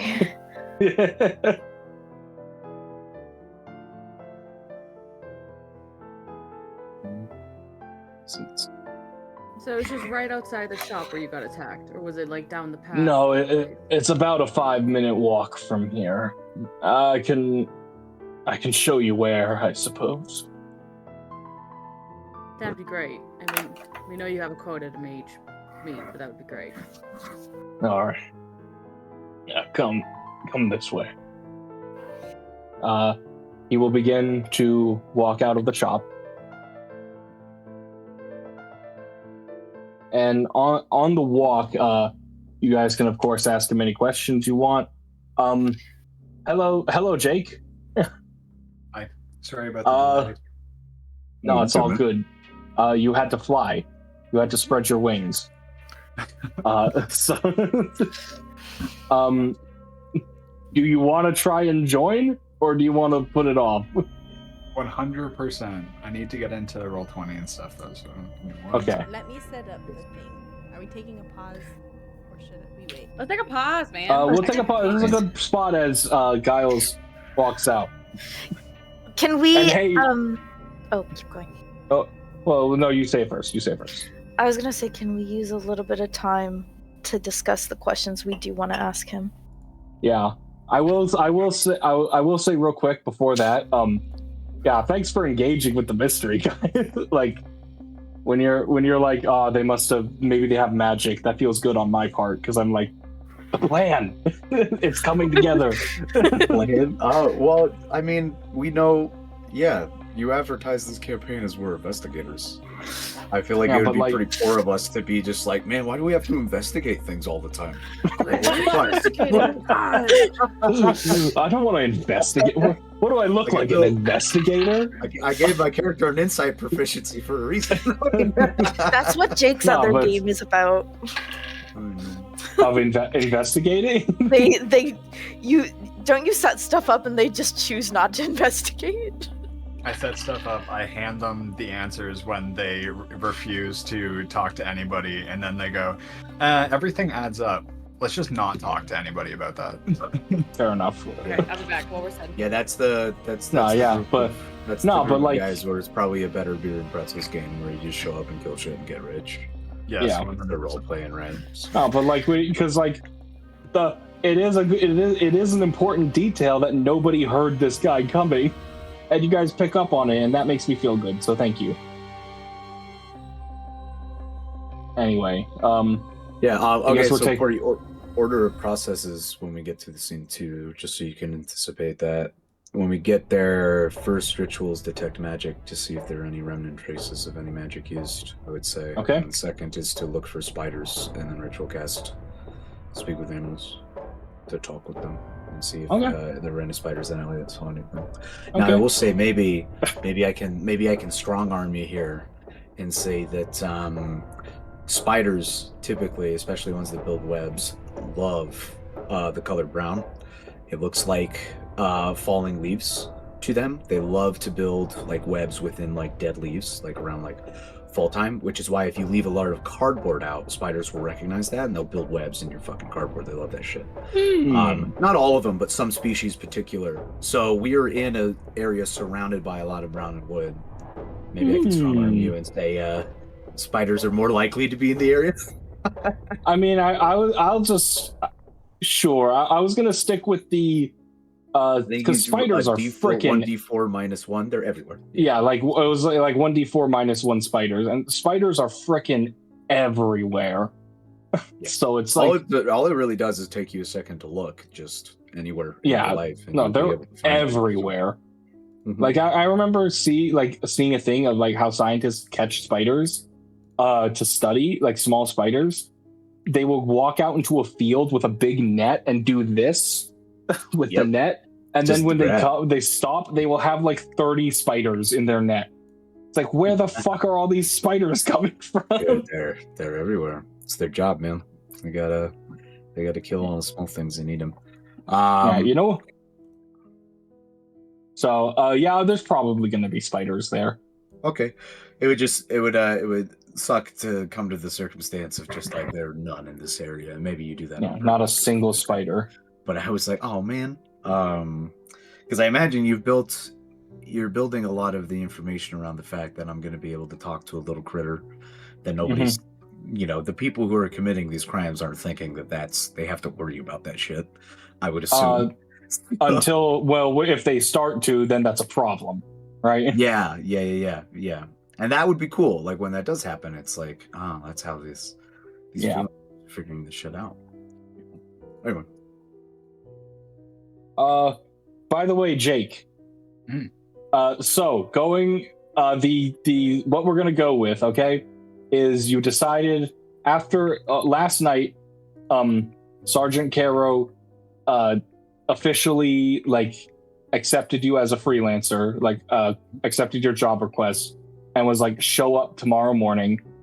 And so you showed up recently, and we're told, okay, you're assigned to Team Stray Moon. They just left. Go find them in the Sawdust District. So you're jogging your way down there, and that's how we're gonna start it. Okay. Do I need somebody to wake me up early then? I guess. Eventually, but he's like, "Yep, you're gonna be in Stray Moon. They're down in the Sawdust District. Catch up to them, or you're fired." Okay. I love it. Yeah. And so that's what we're gonna go with. Okay. Yeah. Okay. Sweet. Also, I'm going to send you an image. This is what I got for your friend. Okay. Tell me if it's good or terrible or decent or terrible, okay? Okay. It is terrible squared. Okay, is this good or terrible or decent or terrible? Oh, I'm on board. That's sick. Okay. So we're marking it as terrible? The second terrible, not the fourth terrible? Okay. How does the degrees work? Is the fourth terrible cubed? Wouldn't you like to know? To cross out the other terribles? Yeah. So Lyndsie are you doing okay, Lyndsie, or do you need us to do anything, or you just need a minute to figure it out? Oh, everything's okay. I am just trying to get this name tag the same size and positioned in the right spot, and then I will be Girl, ain't that the worst? done. It really Yeah. is the worst. It's not. And so we're gonna take a second to describe the questions we're gonna ask, and then we're gonna get into it, right? Yes. I don't know okay. I don't know what questions we can ask him. I think we just need to more look at the crime scene. No, I think He was questions. attacked. Okay, what are the questions? Well, The questions are, how often do you walk this path? And have you noticed anyone following you or anyone out of the unusual on your walk home? Is it unusual for you to be out late? As late as you are? We already know that. He said no. He was running behind, so he stayed later than normal to catch up to his quota, kind of thing. That brings me around something I noticed now that we're talking out of character. I was going to try to bring it up in character. But we've only talked to 2 people. I imagine if we talk to more people are going to say the same thing, which is that the deadlines here are really important. The quota that they have is really important. That is something that matters. If everybody in this space is getting attacked, that's going to affect the quota. What motives could be behind somebody wanting that quota to be reduced? Because outside of anything personal that we find, if they're just targeting the workers, the only motive I can think about is that they want this work to be less successful. And if there are deadlines that can't be met, then there are ramifications and consequences that would fall on somebody. So maybe we who ask. would that fall onto, and who wants to fuck that person over is something that I thought about. What job are they working for right now? Like, what is the current? Yeah, so right now, Giles, you only know about Giles. You have the list of victims, but you don't have their their name and where you can find them, but you don't have a list. We don't have their. You don't have their occupations yet. That we need to look at. My bad. But some of them you can assume. For instance, you see that like some of them you can assume. You can see that the where is he? You can see that Talson, the first guy who was attacked, works at a tool shop. So you could find him at a tool shop. So you might assume he works at the tool shop. But you don't have like an explicit occupation for everybody on this list. All right. Are we good to go, Lyndsie? Yes. Yes? Yes. Okay. Yes. All right. Are you sure? Yes. Are you sure? Are you You sure? seem unsure. It's You just, seem unsure. Yes. I don't understand why this stuff is being so frustrating, because I just don't want it to snap into place, because his name bar is going to be higher than everybody else's, like slightly, and that's bothering me. But it's fine. Oh, I it can makes fix sense. it later. Why not, if it's snapping to something, why not edit everyone's name so it just snaps to that? Well, I was trying to figure out how to turn it off, but that'll take longer, and it's not worth. I can just fix it later. It's okay. It's not that big. You sure? Yeah. You sure? Yes. Uh, It's good. It's good. We're But good. you are disrespecting Jake by having his name out of line with the rest of them. It's not that much No, out of line. I'll fix it later. It'll be so fine. My It's name's fine. slightly higher. It's actually awesome. Yeah. Exactly. Right. Okay. If we are good to go, then we will resume. All right. So resuming now, giving a quick pause for Nick during the edit. Okay. So you guys will step outside of Vintage's Spongewood. Giles is moving kind of slowly. You know, it's like before, like, he kind of groans in pain as he goes to open the door, and he opens it himself before one of you guys can offer to open the door for him. He's a very proud man. But he will step out, and he will take a left out of the door and start walking, or limping, really. But as he turns, you will see running down the street, these stubby little legged jog, is someone that some of you might recognize. Jake, would you like to take this time to officially describe your character? Yes, so I'm a red-headed dwarf with a pretty, a surprisingly fashionable and well-kept, haircut, undercut a bit, and with a well-maintained beard as well. I'm wearing, fairly nice-looking clothes that don't seem to, at least, they're workers' clothes, but they don't seem to have been worked in very, not dirty conditions.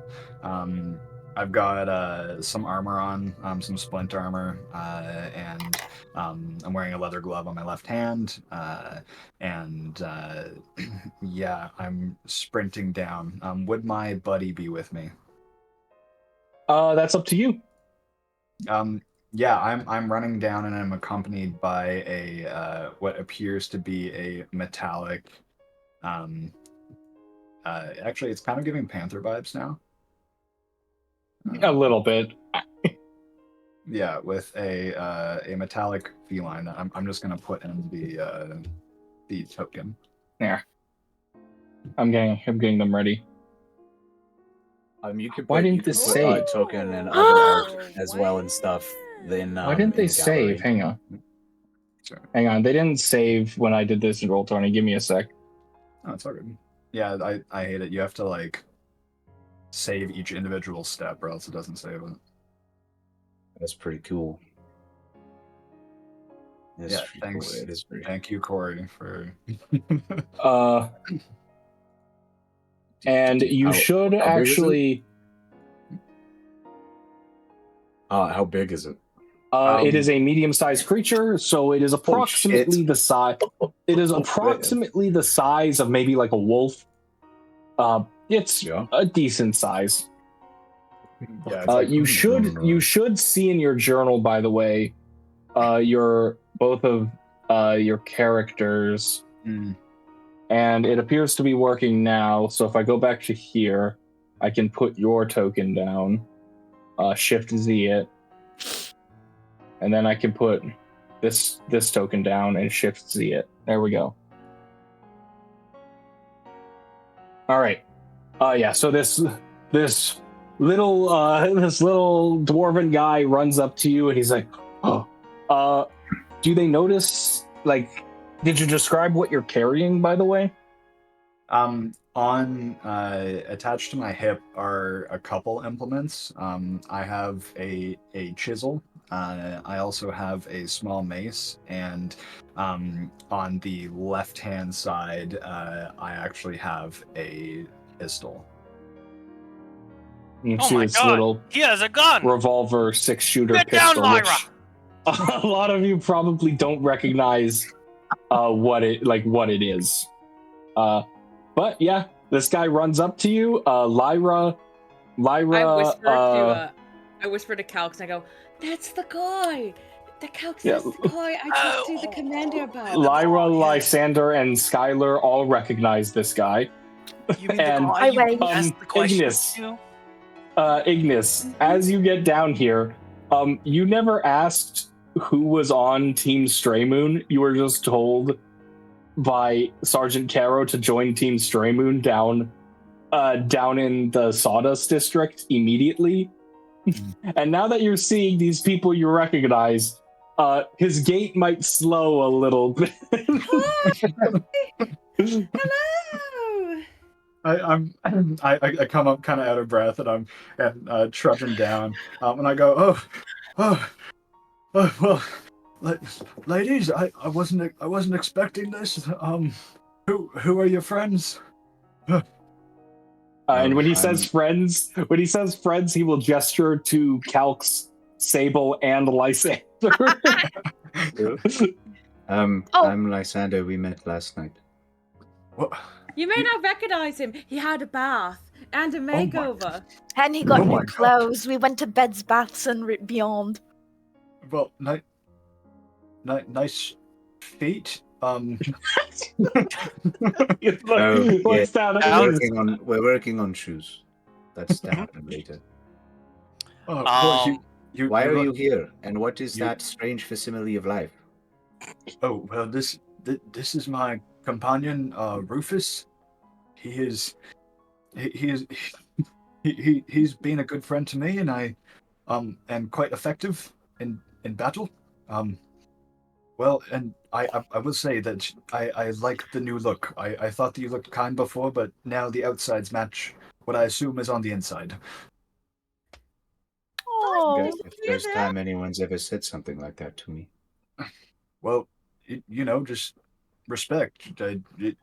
You're looking dashing. Is that a good thing? that's a very good thing. Well, thank you. I'm new to civilization, so You gotta hold your horses, Lyra. You gotta relax.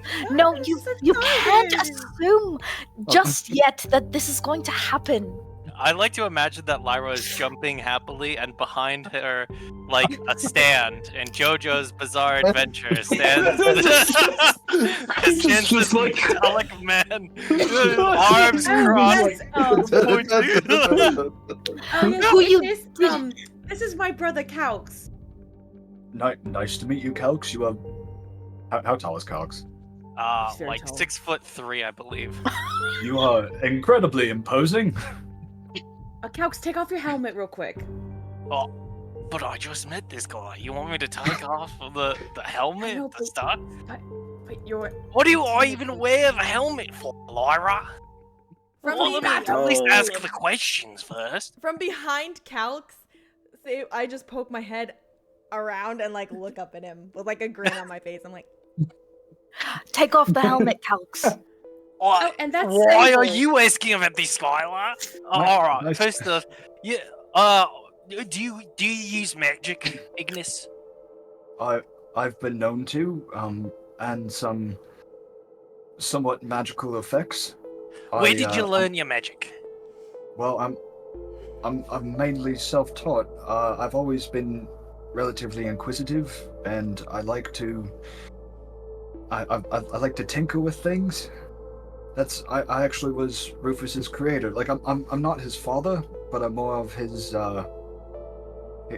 sculptor. Ah, all right. Have you had any interaction with powerful mages within the last, I don't know, 10 years? Well, yes, I've come into contact with a fair bit of mages. I used to be I used to be a member of a guild, and we had dealings with mages. And What was the guild's name? Do you remember? well, I actually was a member of the Blast Miners Guild. Corey, would I know what the Blast Miners Guild is? History! Well, would I get I feel advantage like- because I was in the Onyx district? No. Okay, I'm going to quickly say, come on, Calx, you got this. To guide Come on. You were part of what guild? The Blast Miners. right? Did I hear that right? 20. Yeah. Last.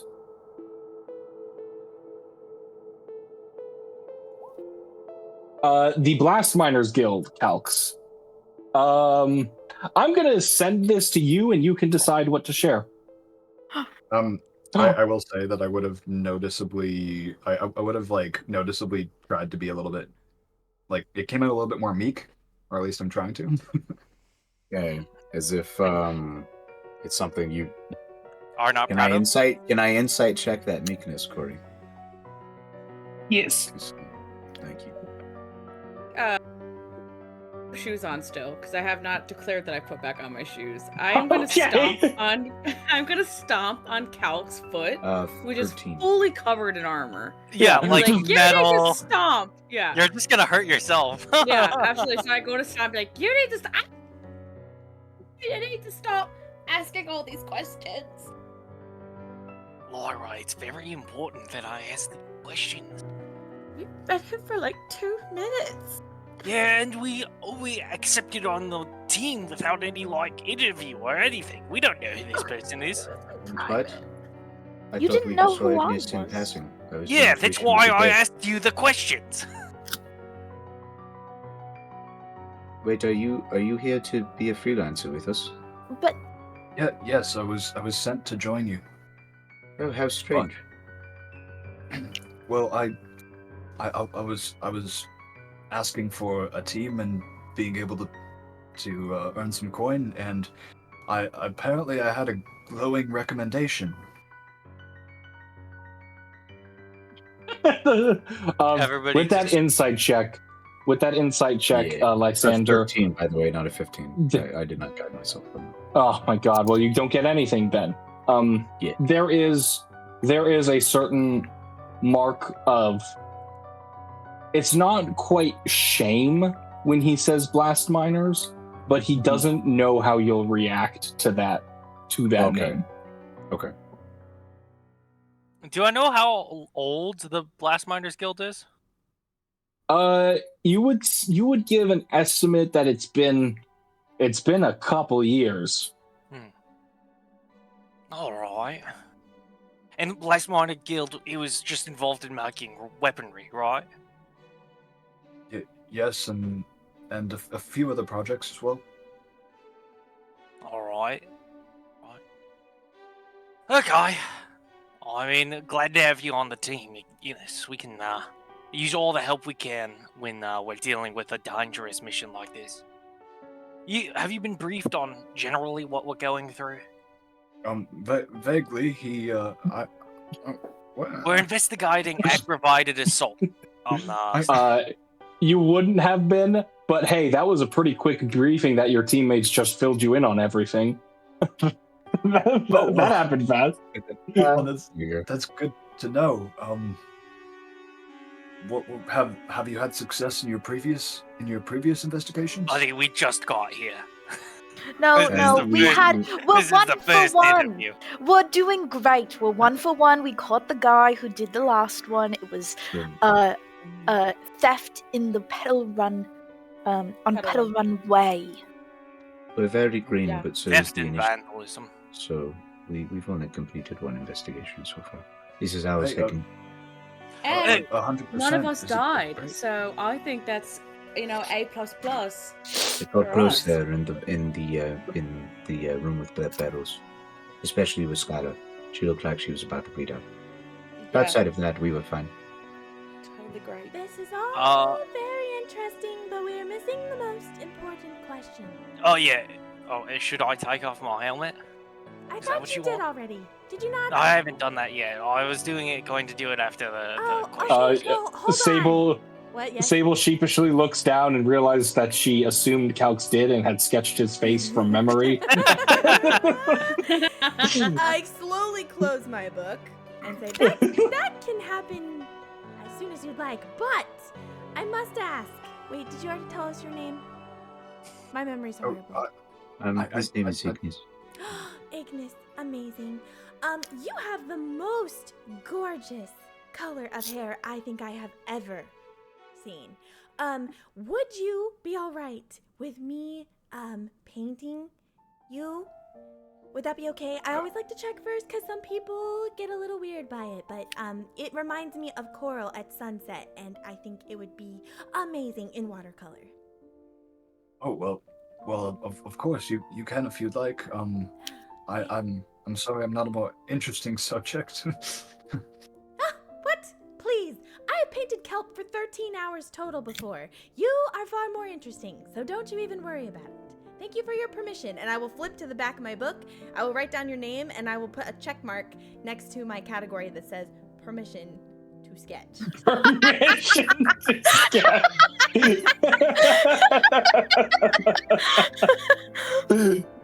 Yeah, keep track of that. It's- Okay. It's very important. You got his Insane. permission slip back. Yeah. What I'm gonna what need will- your signature for this, for permission to sketch. I need a parent guardian signature for this. And after closing what my I book, will- I'll reach out and tap Calx's arm and be like, "Okay, helmet can come off now if you'd like. Sorry to interrupt. Oh. My bad." You can also feel free to sketch Rufus if you'd like. Oh, because I you're don't- his parent or guardian, I guess Oh. technically. Oh, Well, Just- he's technically Rufus, my he just guardian, did- but Close enough. That Also, don't machine be, like- looked like an animal, and I think it's strange. How did you do Don't that? be. Sorry. well, I was feeling lonely, and I thought that it would be good to have a companion. It doesn't make sense. That's metal. So you Now, must not have many- Lysander, You have 2 spirit spiders. Let us not be judgmental of who our companions Those are spirits. are. They're alive. Well, it That's it. appears that Rufus is also alive. Is he? He is, right? Lysander. Is he We alive? don't let Calx I didn't judge even you. check. No, I This mean, isn't- I'm judging this him either isn't- way, even if you don't let me say that. This isn't judgment. I mean, that's that thing's not living. It sounds it's- a lot like judgment. You know, Lysander, Lysander, I gotta say, I'm really liking this new side of you. I really like it when the hype flows. What new shit? I've been listening this whole time. Okay. I'm Ignis, gonna. please don't be offended if my brother Calx does not like Rufus. He notoriously No, does not like Rufus is animals. awesome. This is the coolest thing I've ever seen. It's like a dog, but made of plate armor. Have you never That's seen so a cat cool. before?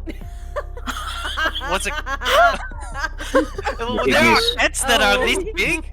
Calx is not very intelligent. You don't have to listen to what he says. That's right. That's from Lyra herself.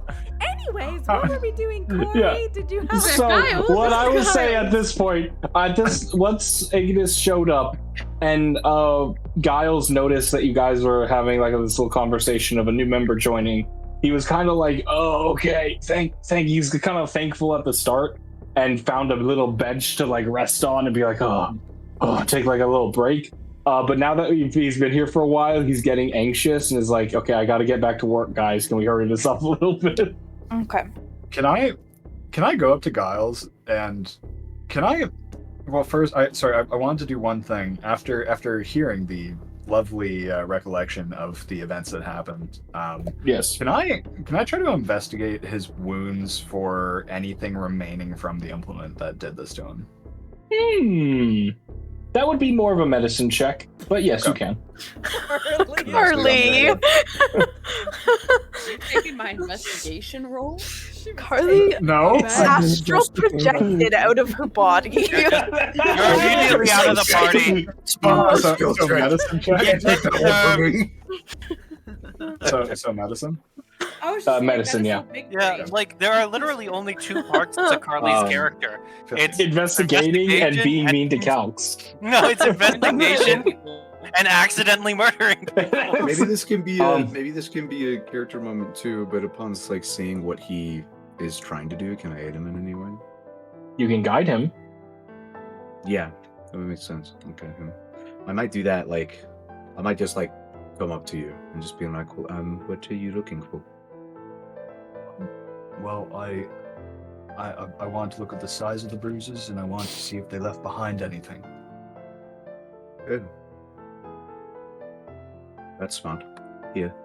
I This is how think the I. romance starts. Yeah, there you go. You guys are ridiculous. Fucking Christ. Calx to guide you as you're play the looking at the song wounds for will come. Yeah, I don't have it on my soundboard yet. But to guide you, Ignis, Lysander will come up behind you and reach around you like a guy helping his girlfriend at golf. Oh, like Ghost? Like Ghost. Yeah. But no, with that 15, All right. you are definitely able to determine that some things. Like the bruisings and the wounds are like the best you can say is that they're targeted. Like whoever was swinging to injure and to maim before to like knock unconscious or anything like that. You do not find any remnant of a weapon. You just see that like the guy aimed for in between the shoulder blades and like the lower rib, which are like sensitive areas that looks like he was trying to hurt more than he was trying to rob or anything like that. Okay, then. Would that be like pressure points? Like, are there like pressure points back there that would like aid in that? It's not quite pressure points. It's just targeting areas that are like known to be kind of sensitive and like non-vital. Like he's not trying to kill. He's trying to harm. The purpose, at least. Could I burn a cure wounds? Sure. I'm not going to stop you. Do whatever you want. But would you like to describe how you cast Cure Wounds? I want to like go up to him and say, your wounds look quite brutal.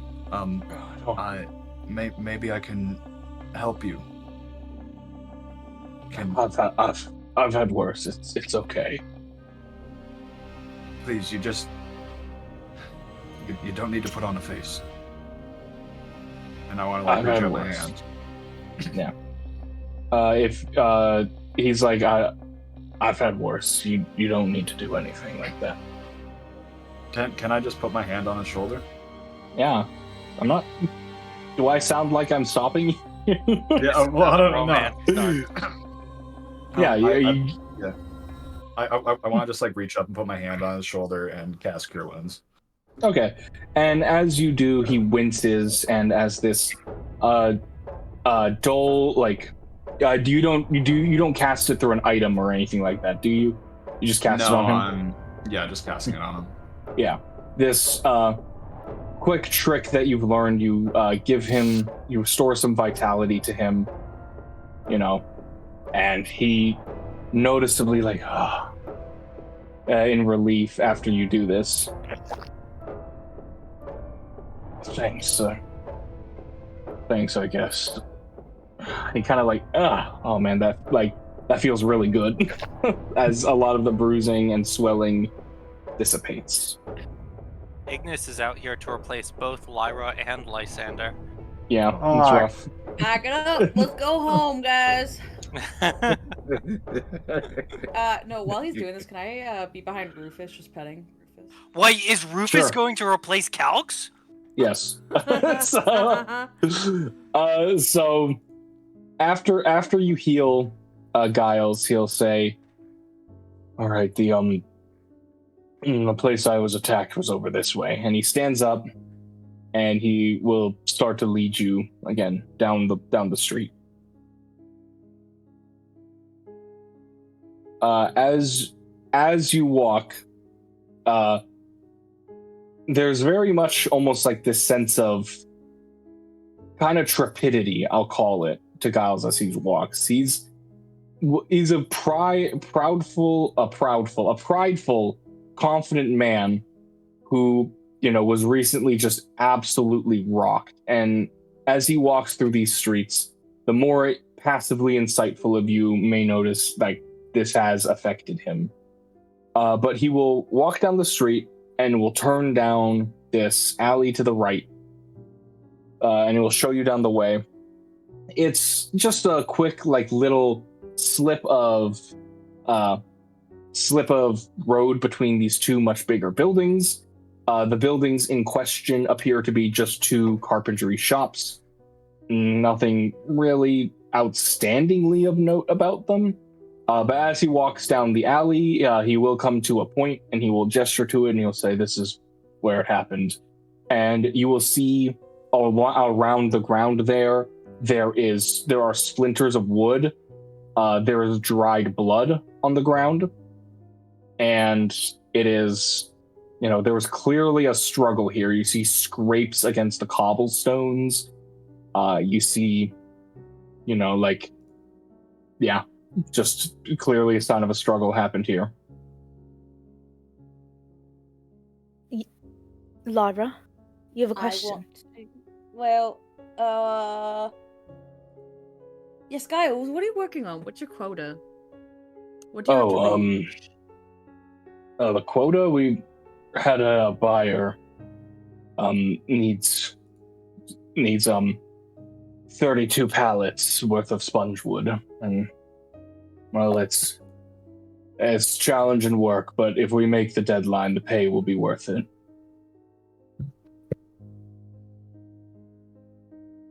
What is Spongewood?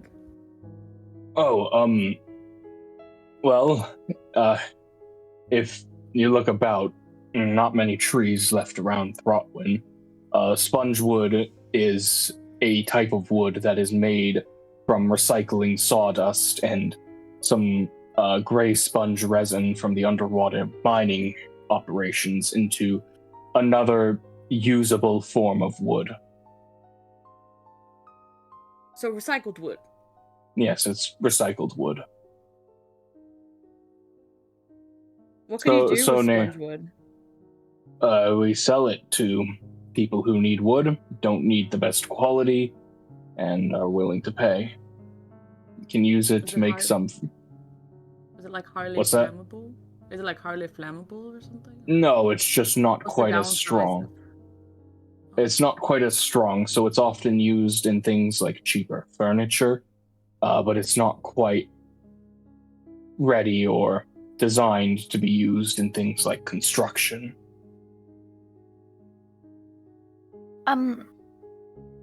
Giles, when you're walking down these alleyways, is there often a lot of people on your way home? Not really. Usually this alley in particular is, kind of barren. And as he says this, he looks around, and you guys are the only people in this alley. That you can see foot traffic along the other sides, but in this alley, it's just you guys, and it doesn't look like that's going to change anytime soon. Is there anyone? Detect magic. You cast Detect Magic. You sense no magic in the area. Did anyone But know hey, you were actually, working late? post the details of Detect Magic again, please. Did anyone know you were working late? Oh, I think he kind of, as you say that, he kind of like takes a breath. If you're getting at what I think you're getting at, I do think that whoever's doing this is one of my coworkers. Nobody knew I was working late except the people in that building, and some of them have a lesser opinion of me. Anyone in particular? Leedy, especially. She's never been fond of me. But then there's, hang on, let me look at my notes of who works in the building. He pulls out a little thing. John Way has always been to himself, and Francis is one of the only people I know who's bigger than me and could overpower me like that. But mainly it's because nobody knew I was coming out of that. I was staying late except for my coworkers. I don't have anyone else in my group of friends and family who I told. And I feel as though it was targeted. Has anyone in your life recently around you or in this area seem more aggressive or behaving differently? I can't say so. Not that I've noticed, at least. All right. So no problems outside of work? No, outside of work, I'm doing quite well. I have a good group of friends thinking about, getting into a kind of love life or something like that again after my last marriage didn't turn out very well. But I'm doing well outside of work. But again, only the people who knew I was working late are my coworkers, and not enough people use this alley for it to be or have been a random thing. Out of character, do we know what happened in this guy's last marriage? No. Okay. Well, unless you're gonna ask him. I was gonna ask. I'm sorry, this might not make sense, but this actually could be related to the investigation. How did your last marriage end? Oh, she and I grew apart, argued, and it ended up settling on as good a terms as could be expected, but we did get ugly for a time. We never struck each other or anything like that. And when we parted, it was very much we're done with each other kind of thing. What did your Do you wife know- do? Or what did she do? If she didn't do anything particular, but as personal as it is, I suppose I'll answer the question if it helps. To me, it felt as though she were unsupportive of some of the things. I'm sorry. I meant what does she do for her job? I'm sorry. Oh, I misunderstood. Didn't care about the nitty-gritty. I'm sorry. I don't care about the nitty-gritty. Both the dungeon master and Giles misunderstood that. Sorry. I'll clarify. She is a tailor. She weaves mostly quilts and blankets. Oh, I had a question and I lost it. So, while you're thinking, Allison, Isis, Thank you. was there anyone at your work that's changed in personalities or anything like that? I know you said no one outside of work's changed, but anyone inside? Anyone getting more aggressive or sad No. or Not that I've anxious? noticed, but again, some of my coworkers don't have the best opinion of me. My question was, did you know any of the other victims? That was going to be my next question. I knew one of them. Well, I know one of them. I am good friends with checking the notes. What was their name again? I am good friends with Jamela. Do you know where we could find her? It should say on your sheet. She is at her home is, you have the address to her home, but not a place of work. Why do your co-workers loathe you so? Do you know the reasons? It's not all of them. I have a great relationship with Lyndsie, our foreman, and I've gone drinking a couple of times with Burnett. But Lyndsie is, I think, something I did in the past that she won't let go of. And John Way he doesn't have a good opinion of anyone. John Way just does his thing. Doesn't like anyone else and lets everyone hear it. All right. Do you know who might be aware of the path you take home? Like this path home? I can think of no one except my coworkers and my closest friends. Unless someone is spying on me, I don't make it a secret that I take this path, but I have told my coworkers, I have told my friends. Do any of your coworkers work like multiple, like at other locations?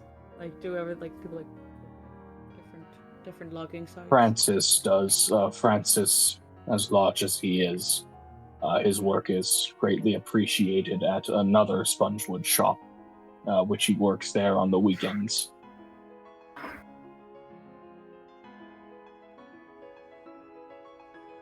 I'll like lead in, probably to Skyler, and just be like, I'm going to try to talk to the spiders now. Okay, do you want some help? Do you want... I think anyone can help me. Well, I didn't know if you had to leave. Did you want company, is what I really meant to ask. No, there's one right over there. Okay. What? Okay.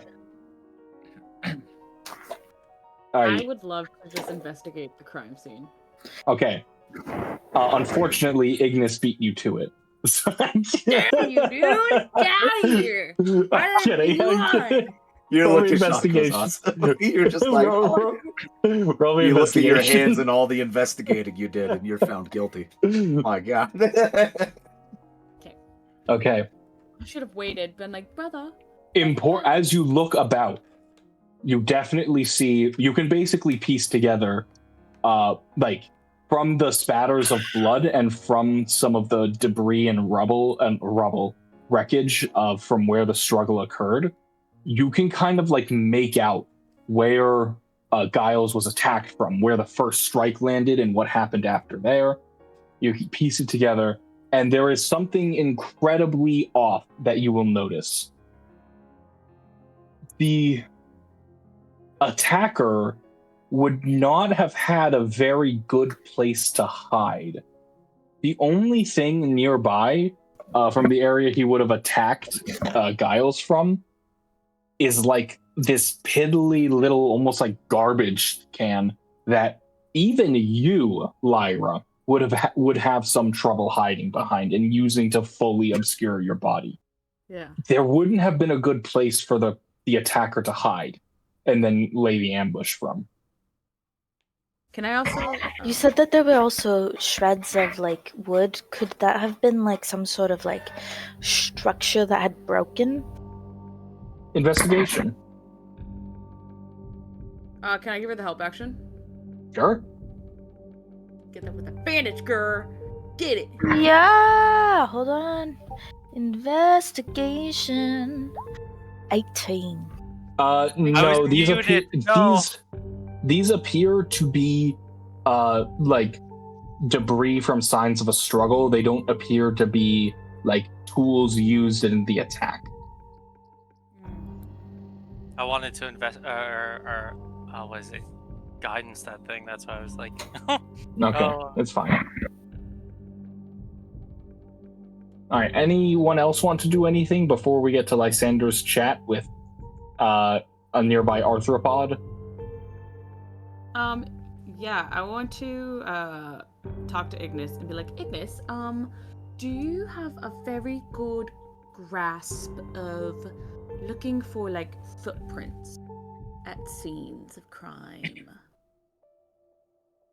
Well, I'm moderately perceptive, but I'm not. Essentially, how's your survival? Are you good at survival? My survival is very mid. Very I mid. got one. I got a 0.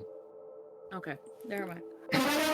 That's okay. You know, we're not all perceptive of certain things, but I think we're going to make a great investigating team. I will check for footprints. Okay, survival. And I would like to give the help action if I can, or are you rolling it? I might be our best bet on survival in the future. You try to get the help action, but Lyra's too proud to accept it. Okay. I can give the help action. Should I give No, the you help can't. action? I'll take advantage wherever I can Ignis, get it. Ignis gives you the help But, action. If Lysander wants to look for if you could take a break from talking to spiders, or did you already start chatting with Speedies? With Speederinos? Did you already start chatting with Speederinos? Lysander is like deep into a conversation with some Spideros. Yeah. Them eight Okay. arthropods. If there's something else you want to try, you can just bank it. Be like, we're gonna grab Lysander after this and see if you can find it. Yeah. You maybe do that. All right. Or you can try it. What is that? You can try it. But my survival is at +5. I'm not proficient in it, but Working together, I am proficient in it, and it's a +2. Ignis and Lyra, immediately as you start working together, you actually pretty quickly, with both of your sets of eyes, are able to pick up sets of footprints, right? They appear like, luckily appear to you because it appeared to be kind of like damp or moist last night, and there's some left behind residue and water that you are able to see like the dried out parts of. You see Giles' set of footprints going into the alley and coming out of the alley, and you see another set of footprints that left the alley the way that Giles came in. However, that second set of footprints that appears to be from the attacker kind of just generates from this area, as though he were like standing in this one spot for long enough that how he got there, his footprints faded, and then he did the attack, and then he left. Okay. But we have footprints leading out. Yeah. Unfortunately, though, once you get to this... I need shoe. I need okay. All the details. The footprints are quite big, around about the same size as Giles's. Like big feeties? You don't have enough left to pull like a print or anything, like a boot print or anything like that.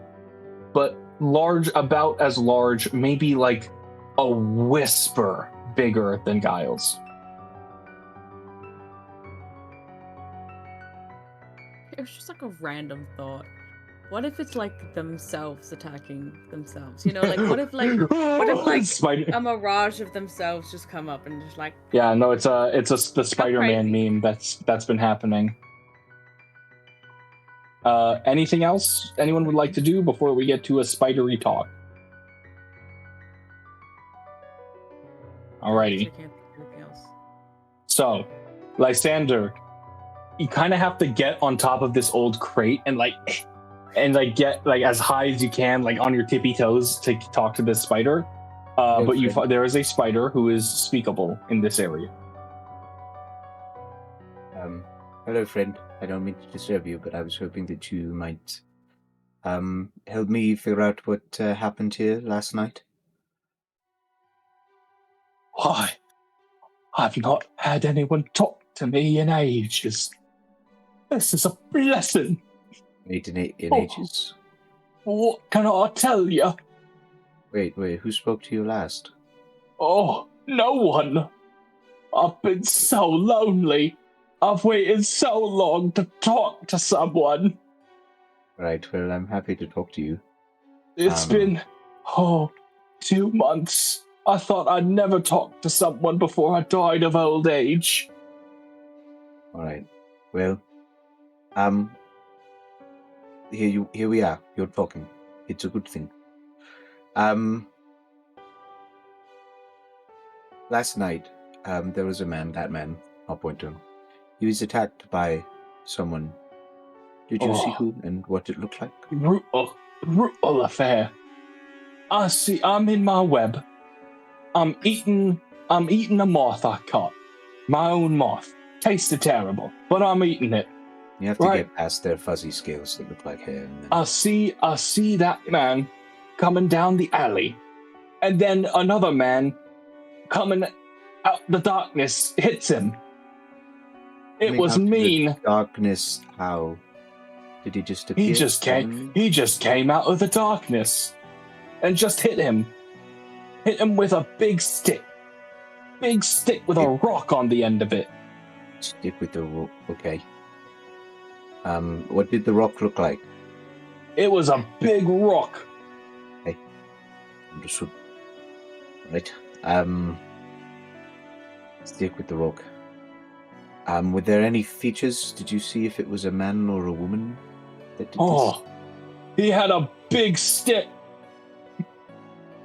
with a big rock. But now I don't know if it was a man or a maid. It was dark, and they came out of the darkness, and they were wreathed in shadowy vines. Or maybe it was just big clothes. Vines. Okay.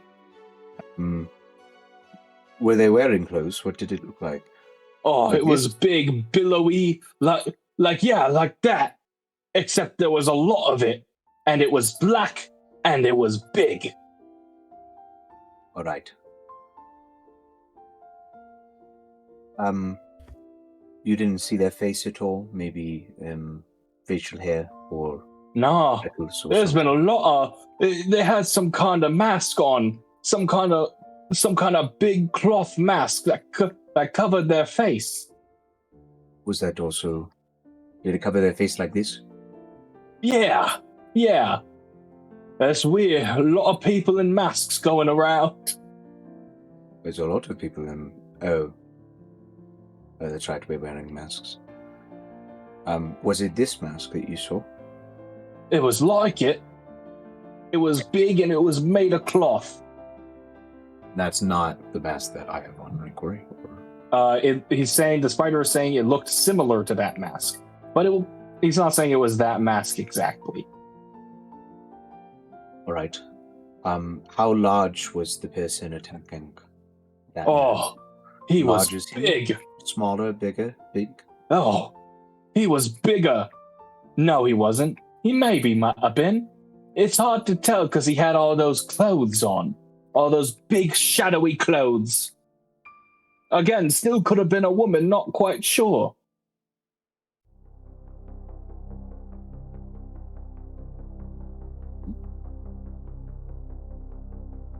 Where are you? Yes? A wild kind of series of questions. Okay. There's a spider in front of you. It doesn't matter because I didn't take the spell today. Okay, in theory,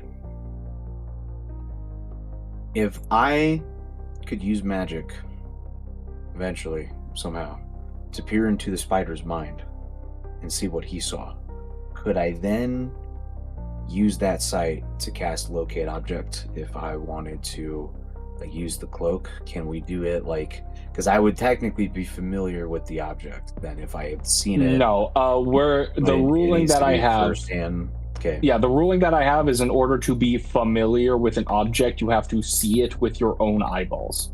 Okay. Because if you see a painting of a mountain, you're not familiar with that mountain, right? You need to see the mountain in order to know what it's. It's a hazy gray area, so I understand. But no, Right. to my ruling, in order to be considered familiar with something, you have to see it with your own eyeballs. Okay. Yeah, that's what I should have bought. Can I spend some silver retroactively on buying like small dried bugs? Sure. Like a pouch of them. Sure. Yeah. Is it? Does it actually have a material cost? What's up? No, I want treats for spiders who I talk to.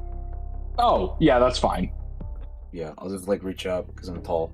I'll just put a dead fly in the web. It's a cricket. No, it's a fly, but it's close enough. It's edible. My thanks. There's been a lot of weird things in this alley. It's good that I got to talk to you. Was there anything? There's a lot of weird things. What else have you seen in this alley? Oh, there was a weird person came by just this morning. This one was a girl. I know that for sure. She had a weird mask on. What did it look like? Oh, she casted some kind of magic spell. She had this weird mask of some kind of monster I'd never before seen. And she casted magic, you say? She was using magic spells. It was wild. What did it look like? What did they do? Oh, she casted magic. Did you see any color? Oh, she wore white and grey. Spiders can't really see color. She wore white and grey, maybe a little bit of black. Yeah. All right. That's useless. Did she draw anything? Yeah, I think she did. Could you show me where? It uses its little spider leg to point in the direction. Up? Can I get an animal handling out of this? It'll guide. It'll be fine. We don't have to actually roleplay figuring out where a spider is pointing you. Okay. It will point to an area where Calx and Lyra are already heavily investigating. Okay.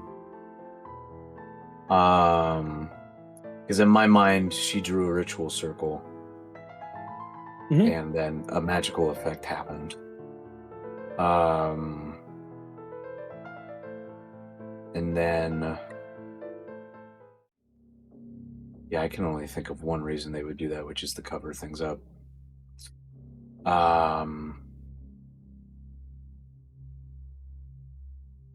So the spider said she did draw, right? Yeah, he thinks he did. She did. Again, you're talking to a spider. Yes. Okay. Can I still get him to like point me maybe to an area?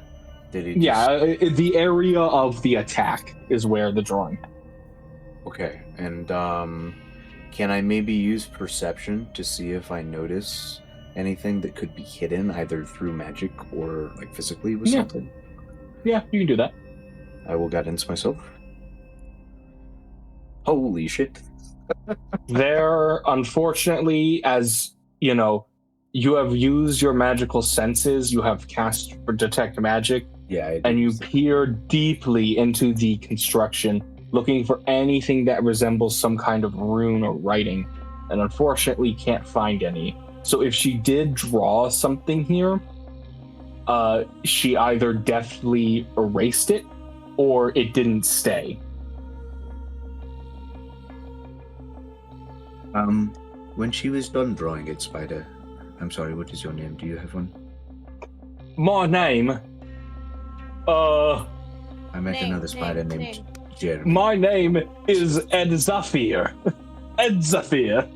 Ed Zafir. It was given to me by my mom just before she ate my dad. That'll happen sometimes.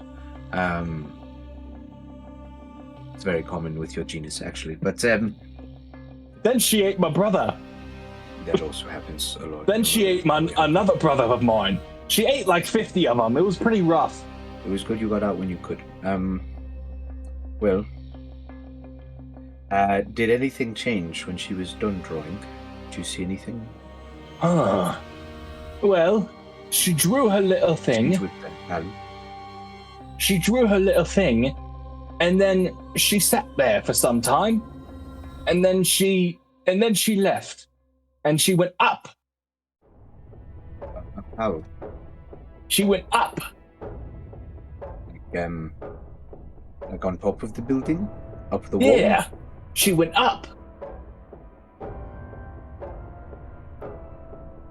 How did she get up? Oh, she used some kind of jumping chains. Chains? Chains. She threw chains or something, Like this? Like and she went up. Actual. Oh, did it look like this? grappling I hook? will. Yeah, that was my thought exactly. It looked like chains, jumping chains. Yep. All right. James. Well, You're thank you. talking to a spider. None No, of I them know, are I going to know. be very smart. I know. Well, you can't just break all of the mystery when I talk to Yeah. the spider too. I get that, but it's nice that I'm able to talk to things and do it. I will summon Persephone. I don't know what Ignis is doing at this point. I imagine we'll get to you, but a spider will just come out of my clothes and just like crawl up. I'm like, Persephone, could you investigate the rooftops and see if you find anything? Thank you. I'll just like hold my Okay. hand along the wall and she'll climb up. Yep. Persephone will give you a little spider salute, like, and will up the wall. All right. Well, I will leave you to your meal, Mr. Spider. Hi, and hey, come back and talk to me. I like talking to people, I think. All right. I will do so at some point. If I may. Yeah. Thank you. Just do Thank it you. quick. I'm about to die of old age. Um, I'm 2 months old. you'll live longer than that. I have It just no doesn't feel idea. like- Yep. You'll be here for a while. All right. All right. Do we want to skip to Persephone? Yeah. Or I'll does someone else? I'll Well, just, does I don't know why I did a fucking Naruto hand summon. I'll just start looking through someone- her eyes. Yeah, does someone else want to try something while Persephone is climbing? Going once. Going twice. Okay. Persephone gets to the top of the building. And there's a lot of these. I mean, you can see in the image that a lot of these buildings are like really tight knit and connected to each other with these slanting and flat at the top roofs. When Persephone gets up there, she will kind of crawl around a little bit. I need you to have her make an investigation check. Her or me, because she's close enough to give directions and orders. Her. It's her eyeballs. Okay. Almost certainly going to fail. With that attitude, yeah. No, I'm just saying her intelligence is a 1. So, is it higher? I've seen worse. than a 1? I've seen worse. I've played games with Nick's characters. Yes. Oh, here we go. 1d20 minus 5. Hey, that's 3. 3. Not hard. She will find in one of the, like, at the top of a section of roof that is kind of flat, she will find what appears to be scraps of parchment that have been kind of like thrown about. And looking at them, you, Lysander, can identify what look to be like runes and scrawlings, but you don't know enough to identify, and like Persephone doesn't give you enough in order to identify what they are.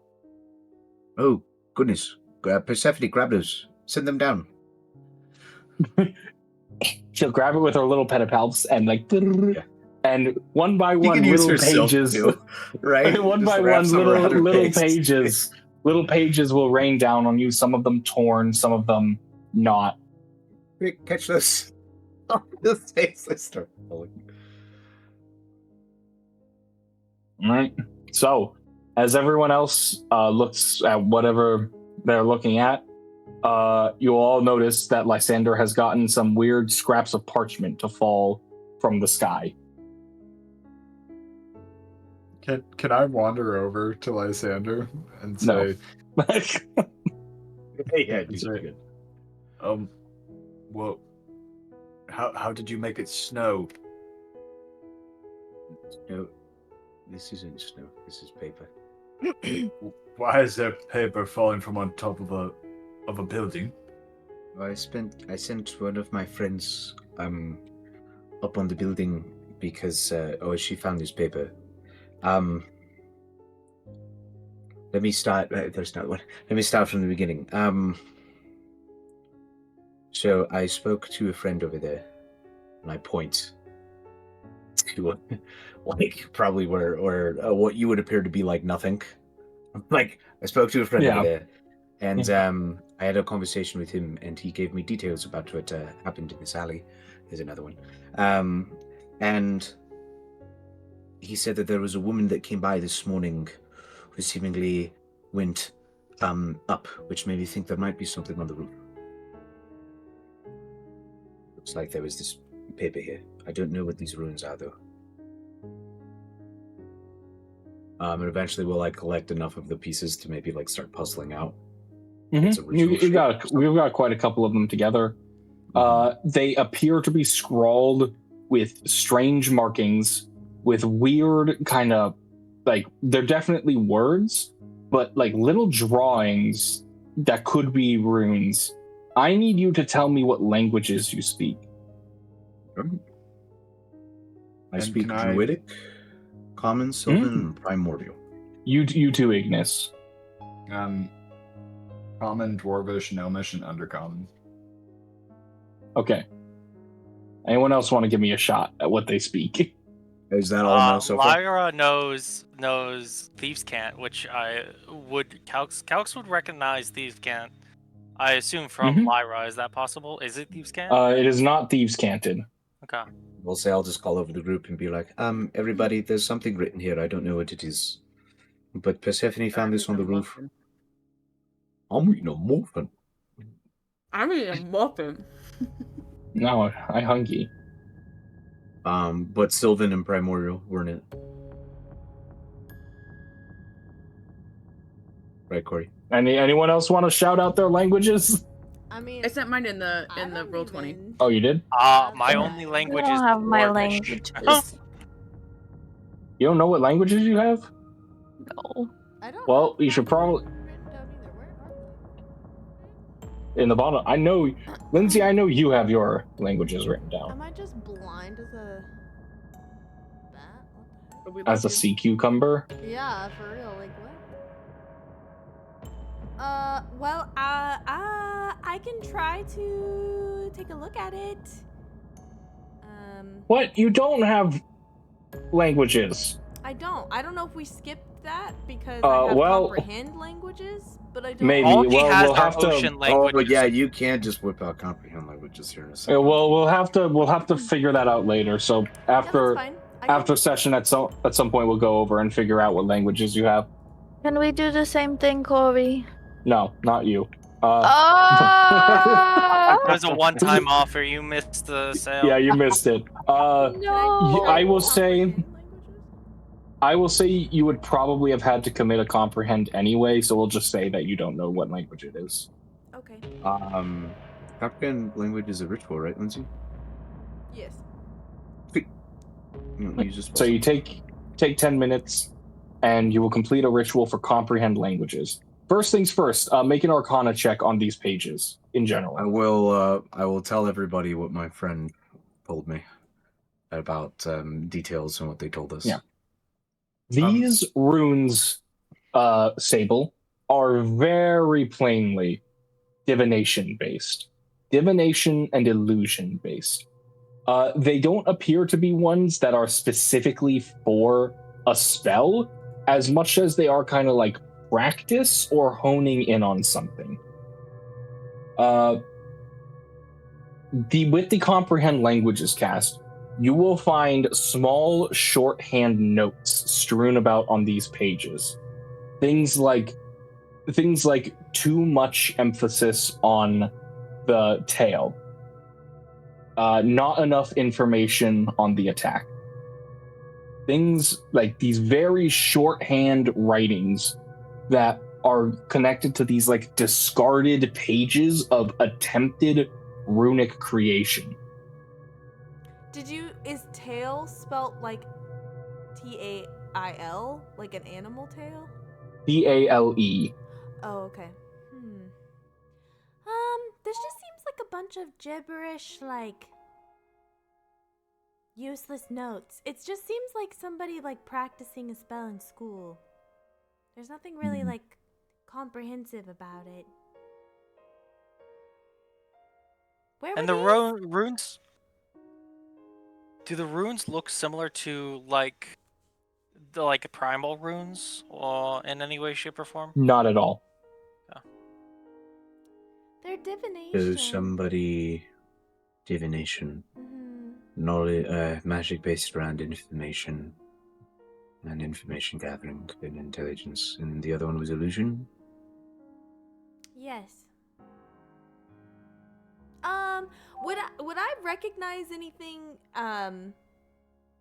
from like my practices of maybe what any of the runes might be striving for? With a 25 and with Lyra's help on a 26, you two are able to quickly like look together, figure these out together, and see that these appear to be related to a specific spell called clairvoyance. I wondered. Are you familiar with the spell? You may know of it. Doesn't it see back into the event? So if you have details of the event, it would basically like replay the event. Clairvoyance is more about looking at different, you basically create a security camera with clairvoyance, and you look through it. You can't look back in time with it. Oh, so they would have had to set it up beforehand and like stage this essentially, and then replay Maybe. the footage. But then the notes were saying Replay the things like too much emphasis on the tail, and what was the other thing? Yeah, it doesn't look like it looks like somebody was trying to get the spell to cast, kind of thing. Not quite that they casted it. Newer to magic. Yep. So is this a scroll? Almost. It's like someone was trying to get the spell to cast and they couldn't quite do it, and were discarding things that weren't working out. So probably somebody not too familiar with magic, or somebody struggling to cast this level of spell. I wonder if we should. This seems like someone relatively new to magic, so I wonder if they might be in a school somewhere, perhaps under some sort of tutelage. You would have to learn somewhere. Younger. Well, not necessarily. When did these assaults start? 2.5 weeks ago. So we'd be looking for people probably within the last month or two. Maybe earlier. Did your spider friend say that the woman and the person with the stick rock was the same? They seemed to be different, although the spider couldn't really determine who attacked him at night. Though it seemed like it was of a similar size to Gaia's there, which would make me think a large man, is who attacked him. Maybe this person is somebody that's also looking for the attacks. Like they might not be the attacker, they might be trying you're to right. find out. So perhaps Especially if they came here in the morning. Wait.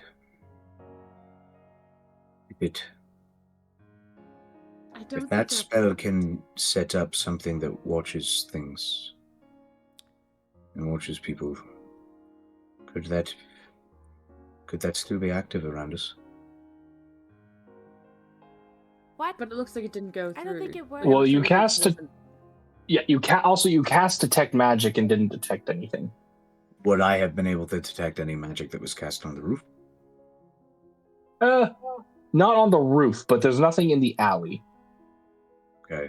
I'd like to try to find a way to get up to the roof and cast Okay. magic again, just to be sure. Do you have jumping chains that you can use to get?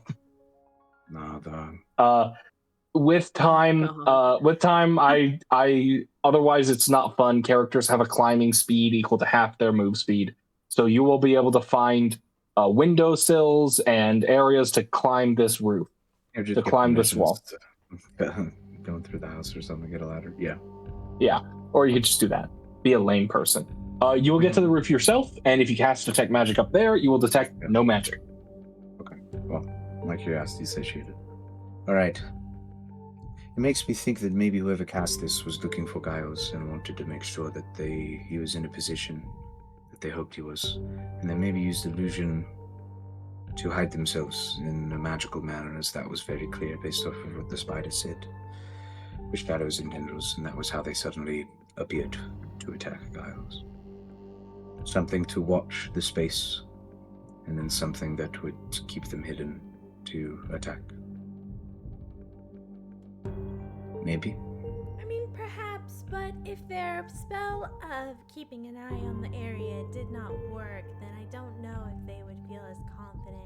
I feel like they're two different people, because your spider said that the girl that did the drawing was different, and then the person with the weapon was different. So I think they're two different people.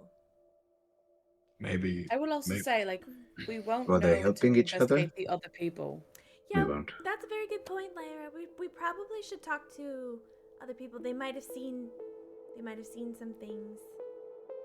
And I bet you there's more spiders to talk to. Ignis, what do you think? Could this woman be possibly the benefactor of the timeline being ruined? The timeline. No, I meant We like, have to protect I know what you meant, but I like the idea of that we're already getting into time travel. Multiverse.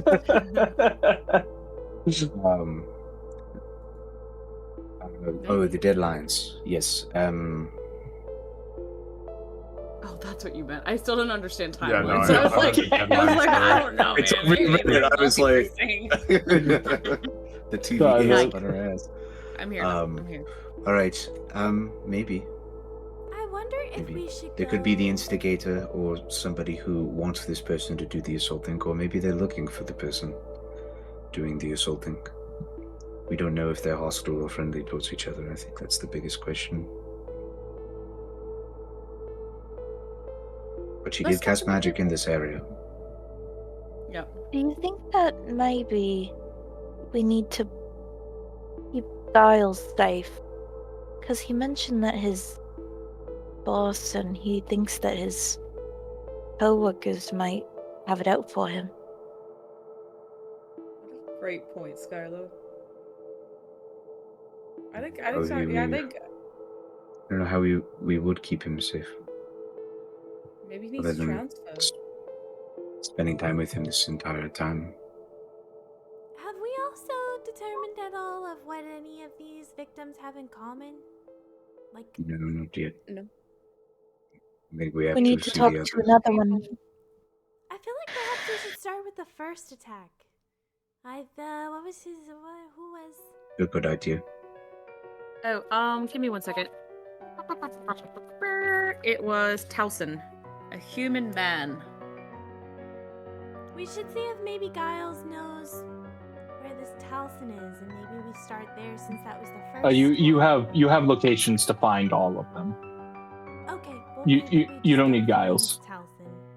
Bye, Giles. Get out of here. Giles, don't get So- into You're trouble. gone. Giles, who has I guess been here the entire time, he will nod at you, seeing all the things you've come up with, and it says, "Looks like you got some leads." Look, I'm pretty convinced that it's someone at my workplace. Would you mind coming in and talking to all of them too? See if you could find anything out about them. That's not a bad idea. We could play good cop, bad cop, good cop. We can alternate on good cop. Cop, bad and cop, Lysander. Ah! What? Calx Good equals cop, back 3 up, Lysander. Cyclops. Yeah. Look, you say? so- Which one if am you I? would, Makes sense. if you would Your look mic into cut out. That them, was the best part. if you would Which look one into am them, if you would look into them, that would at least Yes, ease thank my you. nerves. We do Alright. have to look into the other victims first. If Of that's course, okay. I'm not trying to tell you how to do your job, but I I respect that. I believe that it is one of my coworkers. How many Alright. coworkers do you Promise to have? look into it and do our best. I have 5. My Oh. boss, Alegi, and then the other workers at in the Spongewood shop are Francis, Jean Way, Leedy, Clarkson, and Burnett. So which one beat you up? I don't know. I again, Jean Way. Thanks for writing it down. Giles, You're the you're best okay. DM. What if I go and I do profile sketches of your coworkers, and then Lysander could show the spider and be like, "Did any of these have the stick rock?" And then the spider could be like, "This one," and he could like point at it. The Again, I'm spider not didn't sure. see The spider his didn't even face. know if it was man or woman. So I Well, don't know. maybe it he if just didn't. needs a for- reference. He just might need like a little. Just needs a reference. Yeah. Maybe, but if I'm being honest, I think no, unfortunately. Well, maybe it could like rule out someone, like perhaps that what the big one that Giles is talking about with the big co-worker. Maybe the spider's like, this co-worker is too big to be in this silhouette or something like that. Now, I do think think the larger men, I think there are a couple of things going, especially if you think it's one of your co-workers, Giles. The footprints that you found were of a size similar to Giles, which would Correct. suggest that it's somebody of a similar size. At least their feet. Well, But I mean- also, Well, again, the spider said that the attacker, the assailant, was wearing a lot of clothes, but was most likely a similar size to whoever attacked Giles as well. looking back, all of the people who work in that shop are big, brawny people. Maybe, maybe some of the women, like the 2 girls, like Burnett is probably like only a little bit smaller than Giles when you saw them, but most of them are most of the people in that shop are around about the same size. I will say, when he describes Francis, you would have noticed Francis in the shop actually, because Francis is easily the largest of them. Francis, back in the shop, I should have mentioned this. Francis is a full-on orc. He is a huge guy, right? So the only person in that shop who is of a dissimilar build to Giles is Francis, who is much It was even bigger. bigger. Okay, Yeah. gotcha. Never mind. also This- on the counterpoint of sorry, you were going. Also, Alegi the foreman is much smaller. It probably was not her. So Well, I'm just gonna say that in terms of the shoe size one, you're not very big, but you have absolutely monsters down there. So Well, I'm whole. What a sentence, Cal. What? No. I mean, What? have you seen those I things? don't- They're I don't like swear. size What? 17s. This is just for. I did not ask for them. For my brain, because I can't remember. Are all of the people that have been all the victims? They don't all work with Giles, right? These are No. other people throughout No, the district. yeah, Giles is the only one who works at Vintage's Spongewood who was attacked.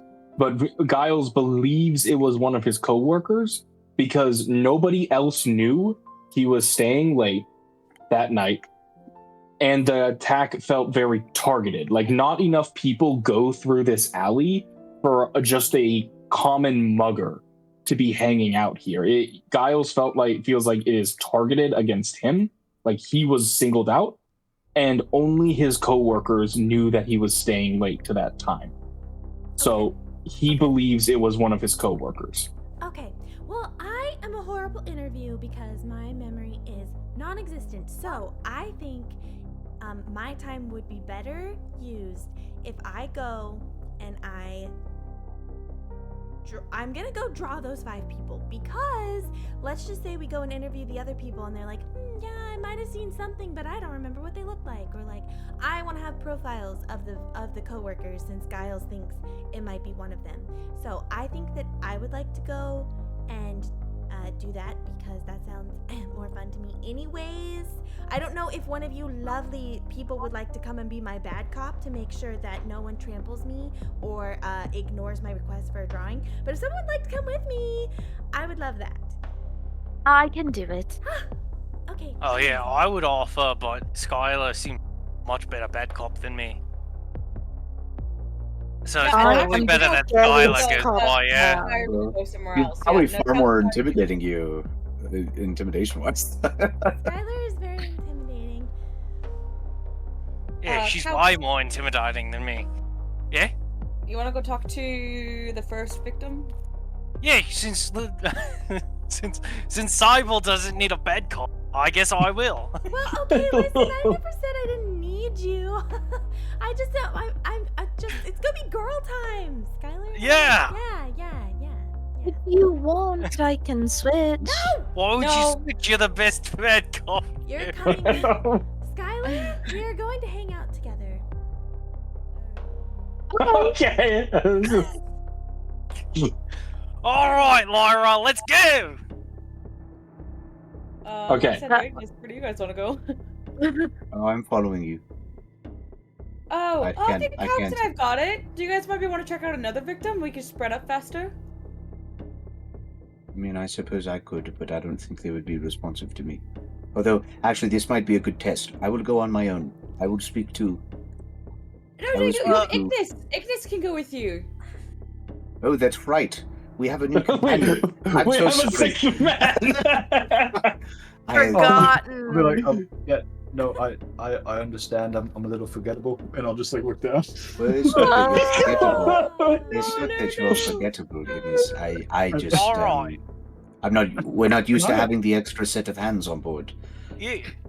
Alright, so we're splitting up into 3 teams. Team Good Cop, Bad Cop, Team Binary Orbit, and Team Sad Boys. Absolutely. All right, I team. wouldn't say, Yes. Wait, I wouldn't say I'm sad. Team Self-Worth Problems. Everybody get your hands Right, in the center. Put your hands in the middle. And then All right, I'll see. and One, right. 2, 3. I'm getting Rufus to Right. put his hand in here too. Okay, like, Rufus. I love the What image is- that everybody except for Lysander and Ignis they'll pull out their hands and they're just like looking around and then do it. Like, What was that? it's What like, did we just do? is it a good Is call? this a ritual? I'm gonna hook arms with Skyler and we're gonna skip away to go Okay. do some sketching. Given Can Calx and I go first? Well, here's what I'm going to say. Given the time we have, we might only have time for one scene. Yeah. Oh, that's great. I want so- to do a private chat with Calx. Okay, Alright. well, let's do that then. I wondered why you were pushing me away. Yeah, I'm sorry. Okay, and then we can decide who we go talk to. Next in order would be the dwarfen woman named Mayreen. Yeah. So Yeah, we'll just take here's odds. what I'll If say. you and I go talk For to now, MG. on the way, please everyone make sure you have a note of who you're going to see. But right now, as I understand it, Skyler and Sable are headed back to Vintage's Spongewood to interview all the workers and get sketches of them. Lyra and Calx are headed to talk to Taliesin, the first victim, Yeah. and And then we'll just Lysander. visit the odd ones after that. Yeah, Lysander and Ignis are headed to talk to the second victim, and we'll visit the even ones after that. Okay. Well then, I say we do the secret chat, Oh my and God. then My Dep- mic was muted. Sorry.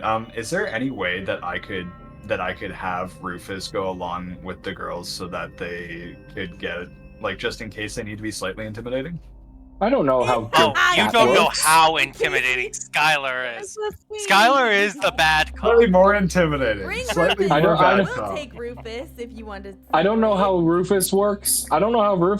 So it's up to you to read the wall of text and tell me. What is it? Says But that I will say, let's read it together. Calx Let's has read it never- hand in hand. Calx has never says it obeys felt my more fear. commands. Battlesmith. Calx has never felt more fear in his heart than when he heard Still Skyler defend utter, us, friendly "Can I game. see your manager?" Commands. Can I see your manager? That was a funny moment. That was a good one. It's like in a group, it's a giant metal man. There's a freaking metallic panther. Yes, it can follow. But it will. It's like basically if a fight breaks out, it's going to be following the command of like defend Skyler and Sable. In which case, it's only going to be able to take kind of simple actions. So it's going to be much stupider unless you're by its side. Okay. Yeah, I'm okay with that. I just want to endear myself to the group. Yeah. So Mark. what I will say we shall do is we shall see how long the secret chat will take, and then based on that we may try to get a scene in or just say we'll come back to it next time. Time to get but scolded for by now- my sister. For now, I need everyone besides Karleigh and Nick to remove your headphones. Take them off. Jake, I'm looking at you. Take them off. All right. Okay, I imagine we're like starting to walk towards fucking Talison's house. Mhm. And I Or go, the "Hey, tool so-" shop he works at. Yeah. So Calx, Yeah. did you catch the part where a figure attacked and came out of the shadows and was wearing a dark cloak? Did you catch that part? Yeah, I got that part. What about it? Yeah. Well, it just reminded me of, last mission where there were figures in dark cloaks disappearing into darkness. Yeah, I remember now. People in dark cloaks. Those existed in the last mission. Really? You, of all people, didn't put two and two together? I'm the one who has to remind you of this? Well, I mean, personally, I was thinking that we'd see what happens with this one. I Okay. don't know. I just wanted a quick You- check-in of is this a push? Like, do we need to tell them things? I think we investigate to see where this guy is getting it. Because it could be just that he has a magical item that's associated in some way, creating a cloak and of shadows or whatever. Or they're somewhat associated to that type of magic. It doesn't mean they're directly related. But I do know that if we do encounter this group again, I don't think we tell them. I think we just leave. Let's decide when we get to it. I I mean, don't know if I want to keep running. you don't really remember what they did, do you? No, it was 5. Why would I remember that? Oh, do you remember anything of our mother? Not particularly. Well, let's just say that she was stronger than both of us. Both of us combined, and she didn't stand a chance against them.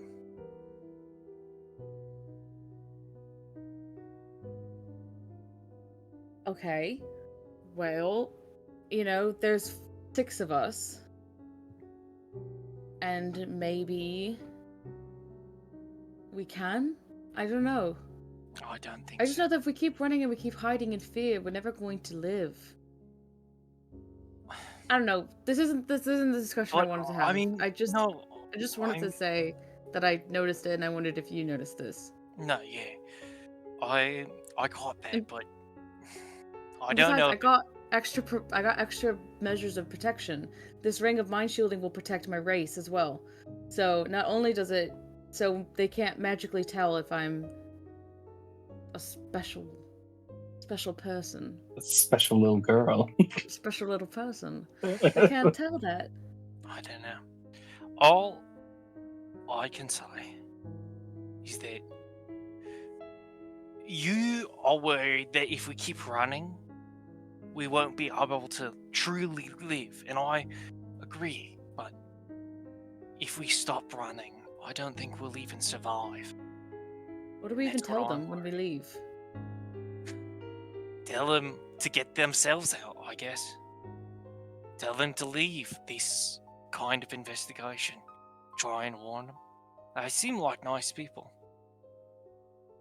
But And if they find out who I am, what do we say? I mean, I don't know. I think they're trustworthy though. I don't know about Ignis or Lysander. They're a bit suspicious, but You just don't like the spiders, and that is what is holding you back. no, he was a part of a coalition that he can't name. And well, you've probably realized it by now, but the group of people chasing us, they're high-level mages. You're right. Yeah, so he's learning magic. I don't know exactly what school of magic, but I suspect that they were from some kind of arcane thing, but that doesn't mean they didn't branch out into druidcraft or anything. That's what I'm suspicious of, is his coalition, not the spiders. Though I will agree, the spiders... Is it just me that's bothered by the spiders? I swear to God. Like, why do they have 8 legs? They're 8 eyes? There's like 6 more of everything they need. You cannot tell Lysander. You cannot tell Lysander. They said this. I've already told them that. No, you can't tell them that I say this, okay? Because if you do, I will end you. But like, I hate the spiders. I hate them. I think they're gross. But I respect him enough to give him a chance for him. Well, I guess that's the difference between you and me, because I don't respect him. All right. Well, what I'm gathering is we're gonna give this a shot. We're gonna see what happens here. But if it does go wrong, we're getting out of Dodge. Yeah, I don't think whatever that organization is, I don't think they've realized what you are yet. So I think we have at least the leeway with this last fight. I will say, it's not just me who's afraid. When I stayed back to talk to Sergeant Caro about my suspicions, he was aware of the danger as well. This isn't a small Lyra. He doesn't know about us, right? Like he's just afraid of like about it. us. Okay. Afraid of it, or something similar. The exact phrasing he used was, if you have a gut feeling that this is dangerous, trust it, and I will trust you. And I will look into these primal runes more, was exactly what he said. Well, maybe we talk to Sergeant Caro if we do leave, and see if there's a way we can stop him through the organization. I don't know. Honestly, who can we trust anymore? I don't know. This is another tangent for another day. We can trust Rebus. I know that. Can we trust Rebus? Yes, we can. Maybe we go back to Rebus. Maybe. Alright. And now, we'll do something I learned from you and try to have a bit of hope, right? That's the spirit. Yes. We'll try. But I trust you. Yeah. Binary orbit, right? Binary orbit. Should we do the introduction next time? Yeah, when we see them, when we meet the person, when we meet Allison, we'll do the introduction, okay? Oh, we didn't do Ignis! Oh my God! What are we doing? I'm calling everyone. I'm calling. Return secrets are over. I'm calling everyone back. So we're supposed to end in 10 minutes. Does anyone want to try to go through a scene? I have an idea for an in-between conversation. Oh. Of just when Lysander Hell and yeah, Ignis are in between it. just walking. All right. We can have a little bit of an in-between conversation. Just as we're walking to the place and maybe session ends, like we get there. Yeah. That sound good. Okay. So Lysander would turn to you, Ignis, as we're walking, just be like,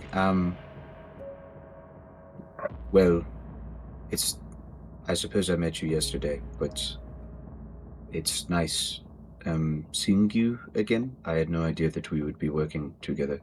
You did say that you were a freelancer, though. Yes, mainly recently I'm a freelancer. I wasn't for a long time before that. The guild? Oh, yes, I was a member of the Blast Miners. Am I familiar with the guild at all, Corey? Have you made a history check yet? I don't think I did. Maybe. We'll say that it's too long and you're not familiar. Too long in the past. Yeah, okay. I'm not really familiar with that guild. What did they do? Well, we specialized in munitions and explosives and chemicals that would like excavating. That is why you smelled like how you did when we first met. Which, by the way, he still smells like that. Oh, okay, gotcha. So you did a lot of work in the caveway then? Yes, well, later in my career, yes, I did.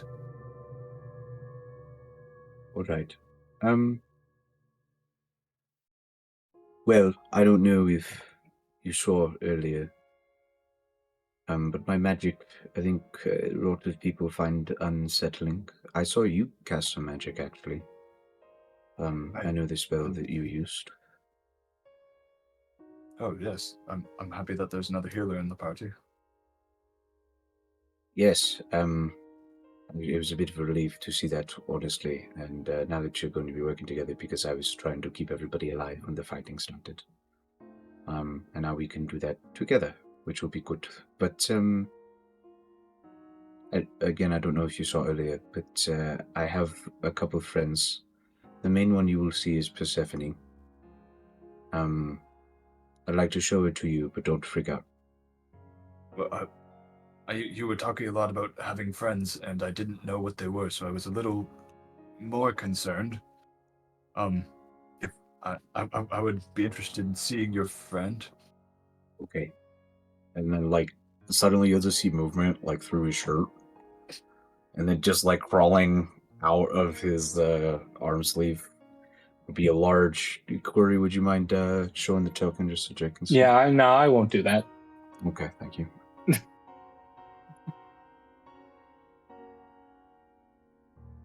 There you go. And the pattern on her back, I got as close as I could with that art, but the pattern on her back is in a blue rose specifically. So it's this like porcelain white, kind of pearl white kind of exoskeleton, and there's a blue rose on the back of her, on the top of her. I was like, this is Persephone. Also, she's maybe like this big. She's a huge spider, as far as like normal spiders go. I'm gonna go. Hi, Persephone. I'm gonna put out a finger. She doesn't really speak. She's harmless. She actually isn't even venomous. My other friend, Memi, is very venomous. He's dangerous, but she isn't. Do I know the significance of this rose or of the blue color in the spider? Roll a nature or a history check, or an arcana check, your choice. I will go with nature. Okay. Nature rolls the same. That's fine. Not that you can tell. Not that you know. Okay. How did you meet this creature? Well, she was a spirit. Oh, sorry, she is a spirit, and so is my other friend. I was young. In my family, we undergo a ritual to, when you reach a certain age, you have to find a familiar and bond yourself to them. I found Persephone and Memi through that ritual when I was 11 or 12, I think. They've been with me since. but my magic mostly comes through them and other spirits around us in the air and on buildings and places that we can't see. They're all spiders, and I've been told that makes people uncomfortable. I've seen it make people uncomfortable, so I thought to maybe explain that to you. Well, I've spent time around spiders in the past, and as long as they don't intend on biting me, I don't think we should have any issues. No, they shouldn't. Agamemnon might, but it'll probably be because he thinks you're a possum and starts chasing you. But I will try to make sure he doesn't. Give him orders. I think he used to hunt small mammals in the jungle in his past life. I really don't know.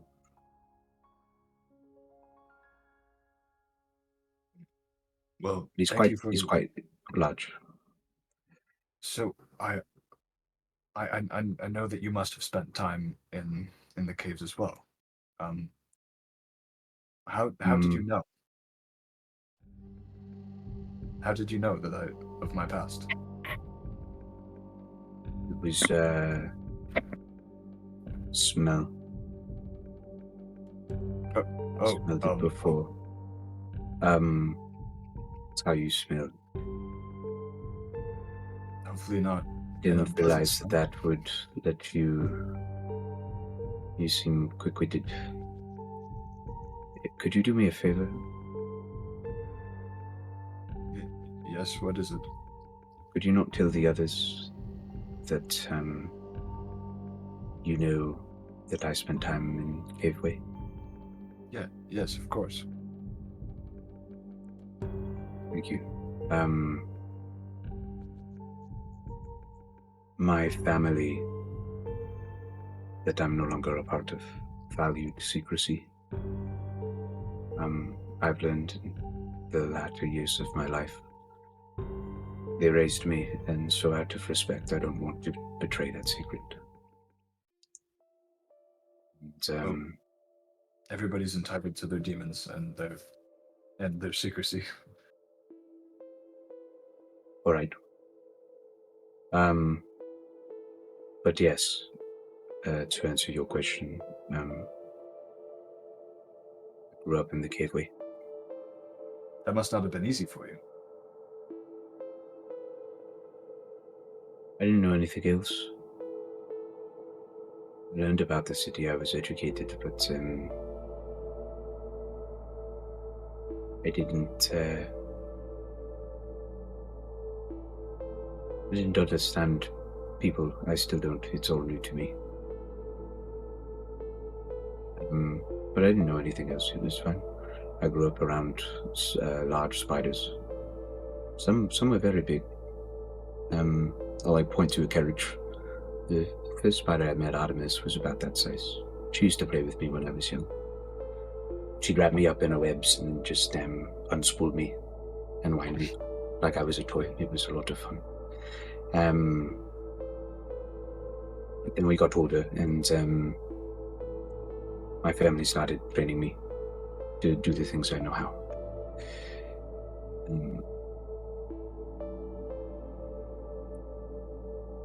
Well, I'm not a part of them anymore, and I don't even really know why they were training me. So here we are. I'm doing this now. I failed at everything else, but this I think I'm getting good at.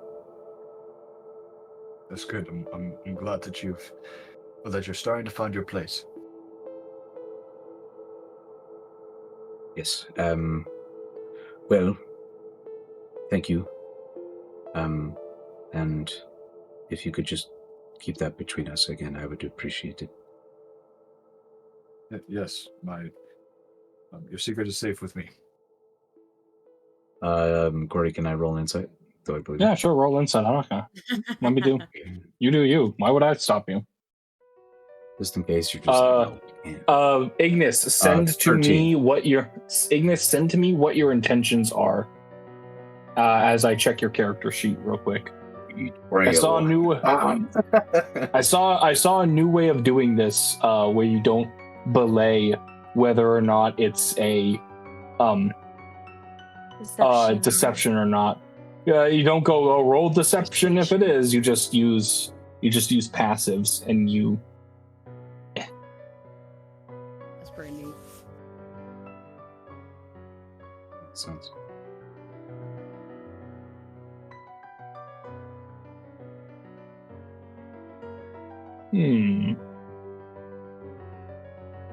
What did you roll? A 15? I will send. I rolled a 13. A 13? What a loser! I will send to Quin. Okay. I will send to Quin what he gets. Also, it looks like we're here, so I'm not very, as I just described, I'm not very good with people. Do you think you could talk to Maylene? I can maybe ask her questions and other things, but I'm not usually somebody people want to talk to. Well, I think you should give yourself a little credit. The new face will definitely help, and I'm gonna just like give him a little thumbs up. Take his face off. All right. A new face. Do you think I should talk to her then? Well, I think we should both talk to her, but I just think that you should not be scared of talking to her. All right. But people make me nervous. Oh well, I'm here, brother, and I'm gonna just like give him a little rib on the shoulder. Okay. We're not brothers. Why did you say that? With that, we'll end session as you all arrive at your locations of interest. Yeah. The initial mystery has a lot of groundwork to get laid. But thank you all for playing. It was a very, very talky session, as I feel like the starts of chapters are going to usually be. Yeah, there's nothing else I imagine really to do other than we got to talk and you got to figure stuff out. Yeah, we have to but lay thank the you all for groundwork playing. to murdering. I hope everyone had fun, and also, thank you for watching. We were Vesta Umbra, and outros are even harder than intros. So there we go. I love how you messed that up like half the time. It's hard.